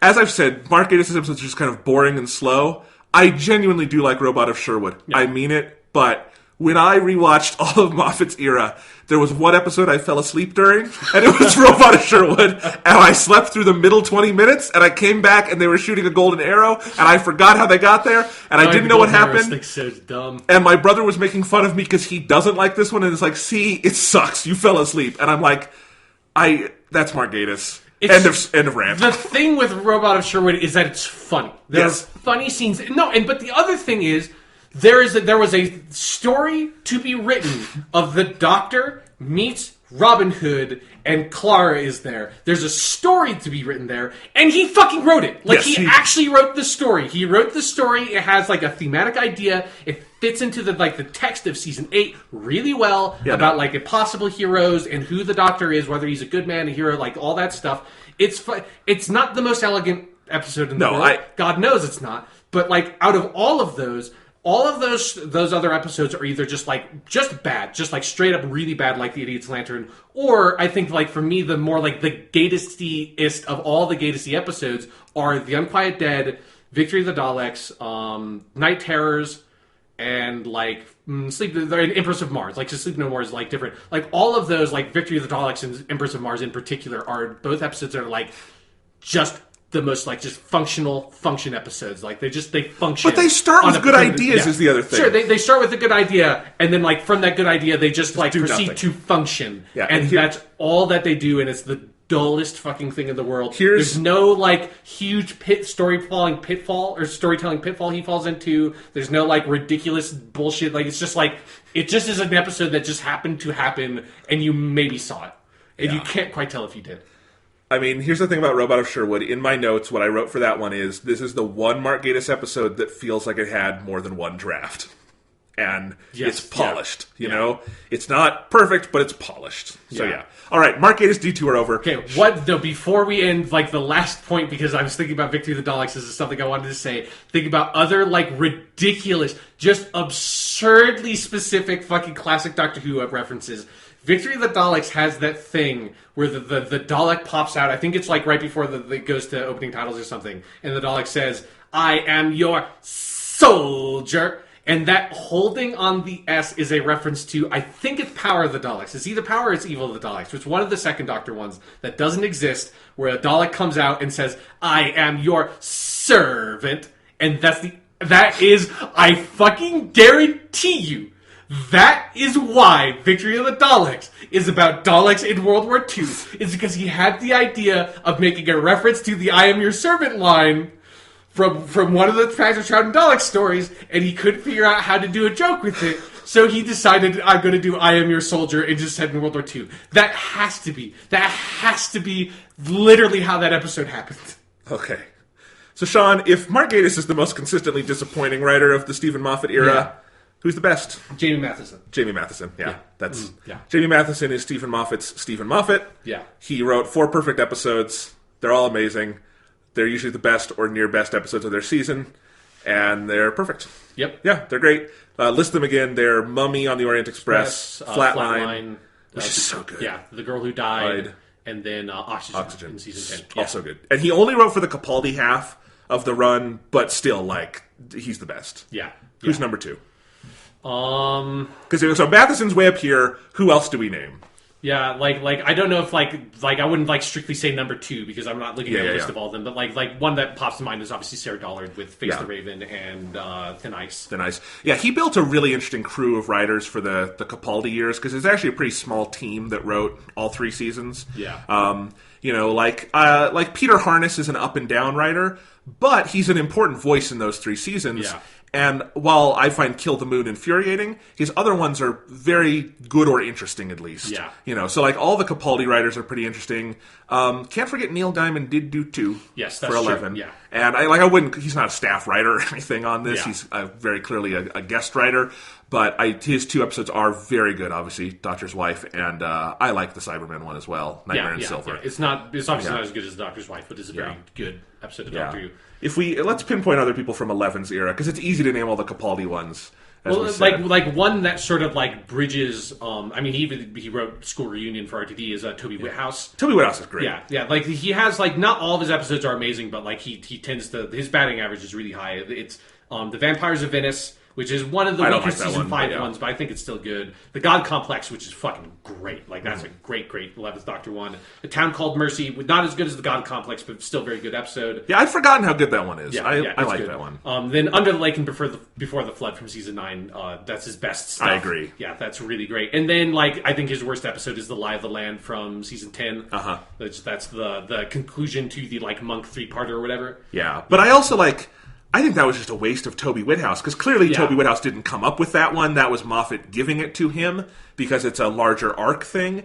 And it's just that's not, if you look at all of Toby Whithouse's other good episodes, they're very standalone. I assume he came up with those ideas, you know? Yeah, definitely. I think I read somewhere that, the God Complex was an episode he kept on trying to get made, and then finally got it. The God Complex is so good. Yeah.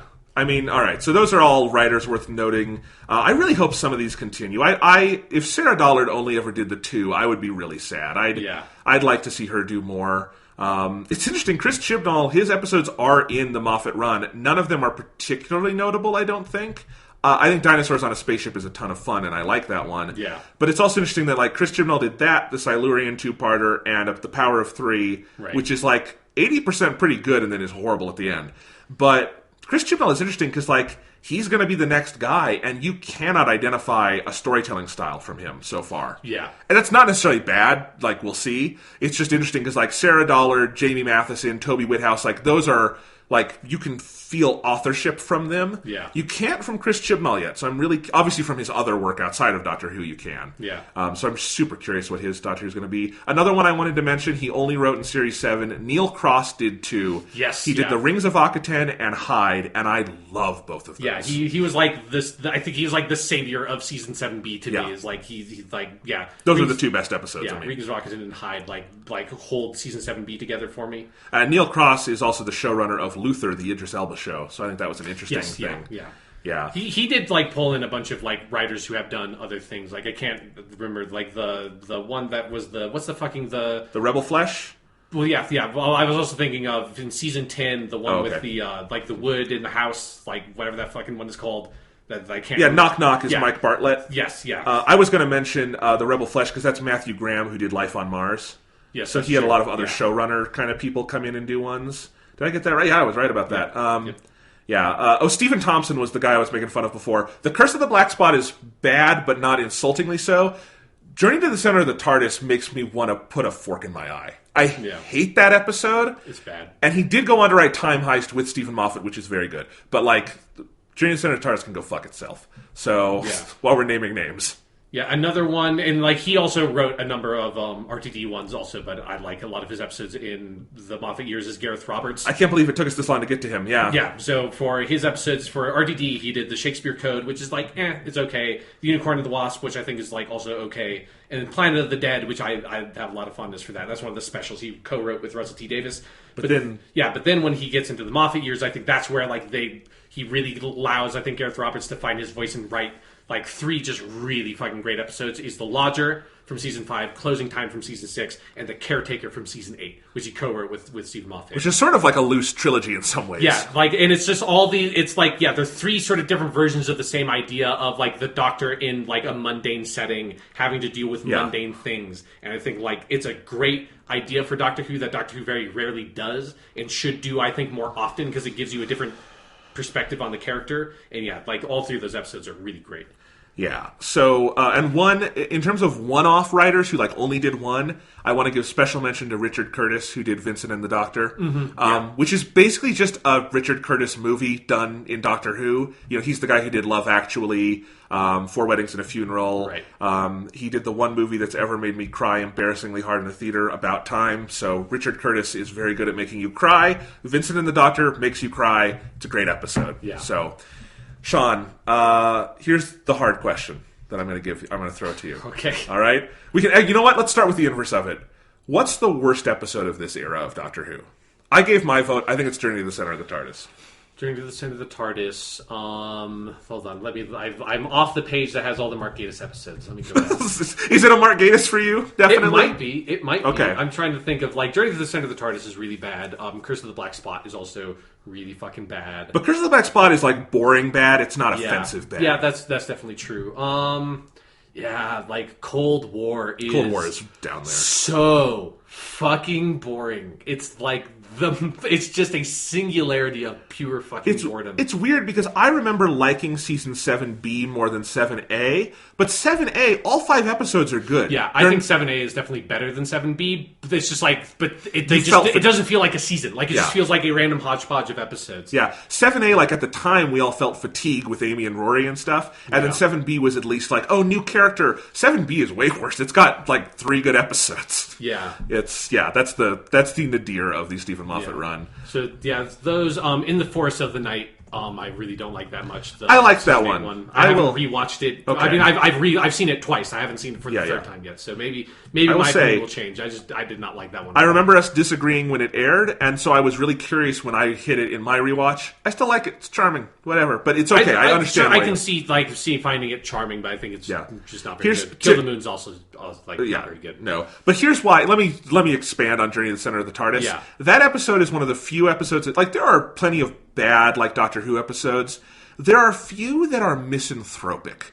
Like, Doctor Who is a fundamentally optimistic show. I think it has an optimism about human nature and about, like, people's ability to do good, right? Or otherwise it wouldn't make it 50 years. Yeah. And Journey to the Center of the TARDIS is like, one, it's the apex of the Doctor being super creepy towards Clara in that he just is treating her as this puzzle. She is a Rubik's Cube to him that season. Yeah. And that episode is like the apex of that in a lot of ways. But also it's that thing with those three brothers on a ship who are... have convinced one of the brothers since like he was a little boy that he's a fucking android slave. Yeah. That is like one of the darkest things to ever happen in the history of Doctor Who. And the show just like doesn't unpack it at all. Like it doesn't. It's completely unnecessary. It does nothing for the episode. The episode's not interested in exploring that idea. It just sort of happens. Yeah. I also don't like that you do an episode set inside the TARDIS and you don't make it fun. It's a horror episode. The TARDIS is like kind of your other main character. Like, be nice to her. You know, like it's a really brutal. I hate that episode. Yeah, it also has just like the fucking terrible resolution with he literally hits a reset button. Yeah, it's really bad. It's I can definitely see that with Journey to the Center of the TARDIS. The one thing I do, I agree with you that it's like this scene is not necessarily misanthropic, but it's like the whole like Doctor treating Clara like a puzzle box thing is that there is that one scene that like directly confronts that idea when they're trying to get to the engine room and they're like on the cliff or whatever, like quote unquote outside, and the Doctor's just like, okay, like we're going to die, just tell me who you are. I hate that scene. There's something about that scene that to me feels like it's the show finally sort of like fessing up to what how the 11th Doctor treats people. I think you can read that in retrospect. I think it's a huge misreading of Matt Smith's performance, and it makes him actively unpleasant. And I don't like that. I think he is an actively unpleasant character in that episode. But I think there's something about that works for me because it's something that he always does. Like all the way back to the 11th Hour, like the way the 11th Hour ends, because we both like just rewatched this is.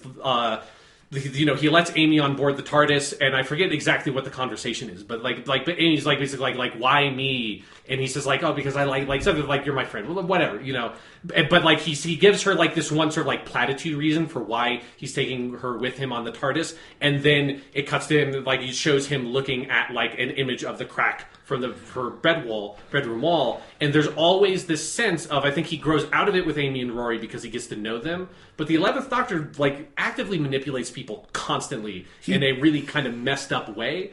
And I think that, like, the Clara relationship is the apex of that. I think it could have been and should have been explored in a more, like, interesting, delicate manner. But that's my issue, is that I think there's something materially different from the Doctor having this problem where he is manipulative to, like, manhandling and shouting at someone.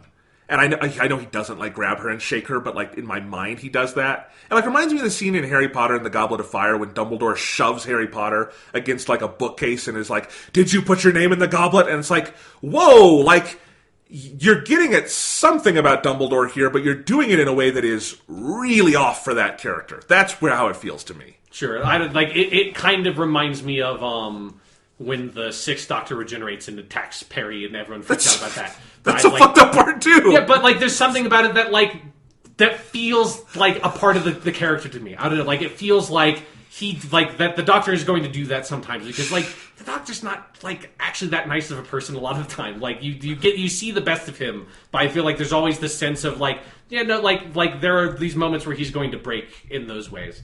All right, so those are the worst ones. Yeah. What's the best non-Moffat written episode from this era? Or we can just list some of them. Yeah, like Jesus. Like, Doctor's Wife is up Doctor's there. Wife is way up there. I mean, like the Jamie Matheson ones of like Mummy on the Orient Express, especially if you're looking for like a meat and potatoes like Doctor Who adventure. That's like because the Doctor's Wife is all about like Doctor Who and the relationship with the TARDIS. But in terms of like just like land the TARDIS somewhere, have like a fun adventure with a cool monster, like Mummy on the Orient Express is way up there. And I love that one. I like Flatline even more between the two.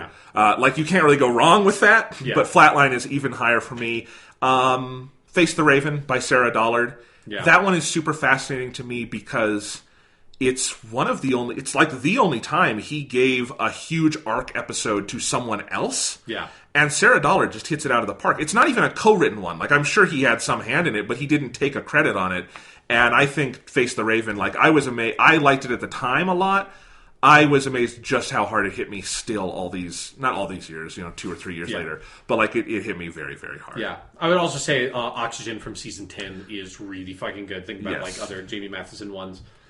We already mentioned the Neil Cross ones. I mean, both of those. I mean, we kind of went through a lot of these. I don't know if I could pick just one. Like Vincent and the Doctor is up there for me. Yeah, that's a good one. There's just this is what's fun is you can mention some of the bad ones, but there's a kind of a short list. Like there are so many good episodes from this era, and maybe that's where we need to take this discussion before we go into my countdown here. Is that there are the issues in season 6 and then especially 7 with consistency here and there.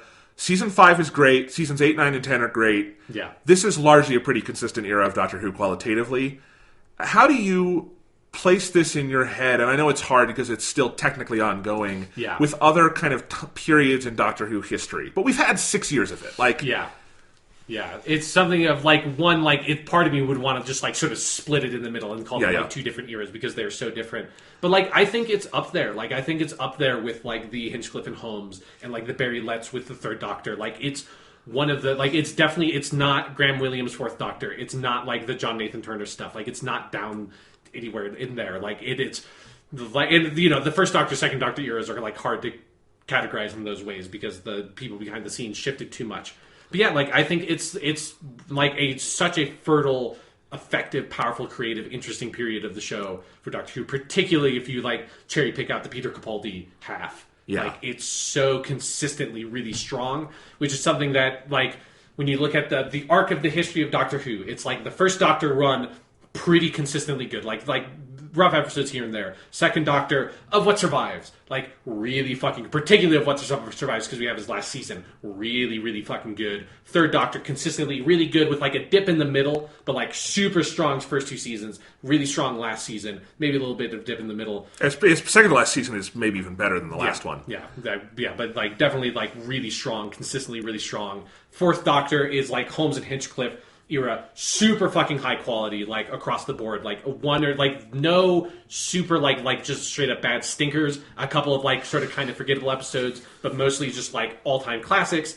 And then you get in the Graham Williams, so inconsistent, like super up and down, some terrible episodes, some amazing ones like A City of Death, and then the John Nathan Turner stuff is the Fifth Doctor, super fucking inconsistent. Sixth Doctor, mostly very bad with a handful of like really good episodes. And the Seventh Doctor starts fucking terrible and then slowly gets better and better and better and better and better until it's really good. So it's like, it is this like... And then it got canceled. And then it got canceled. So it's like this... And then RTD, I would go back to the like very inconsistent, very up and down. And then for like Matt Smith, I think that's where it starts getting more reined up. Of like season 5 is generally, I don't think there's a bad episode in season 5. Like there's a couple of like okay episodes, but like even like Vampires of Venice, which is like kind of forgettable, or Victory of the Daleks, which is kind of forgettable. Neither of those are terrible. Like they're just kind of fine.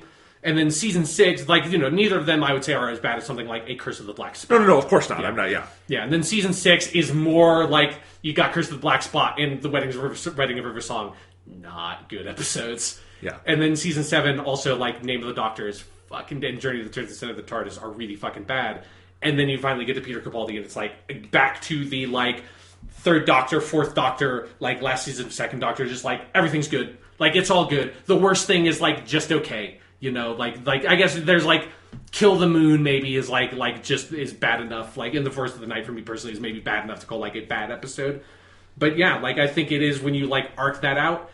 I think I don't know, who knows how like the Chris Chibnall run is going to be, but I think Steven Moffat over the course of his run sort of reined it back in and brought it back up to this like consistent level of quality that has been hard to attain for a long time in the show. Yeah, and the 3 years of Steven Moffat, Brian Minchin, the other executive producer, and Peter Capaldi are just a pillar. Yeah, absolutely. And I would not want to be Chris Chibnall having to follow this. It's going to be like, and I have nothing but excitement for the new era, but I also, they have a tough act to follow. Oh yeah, that's all there is to it.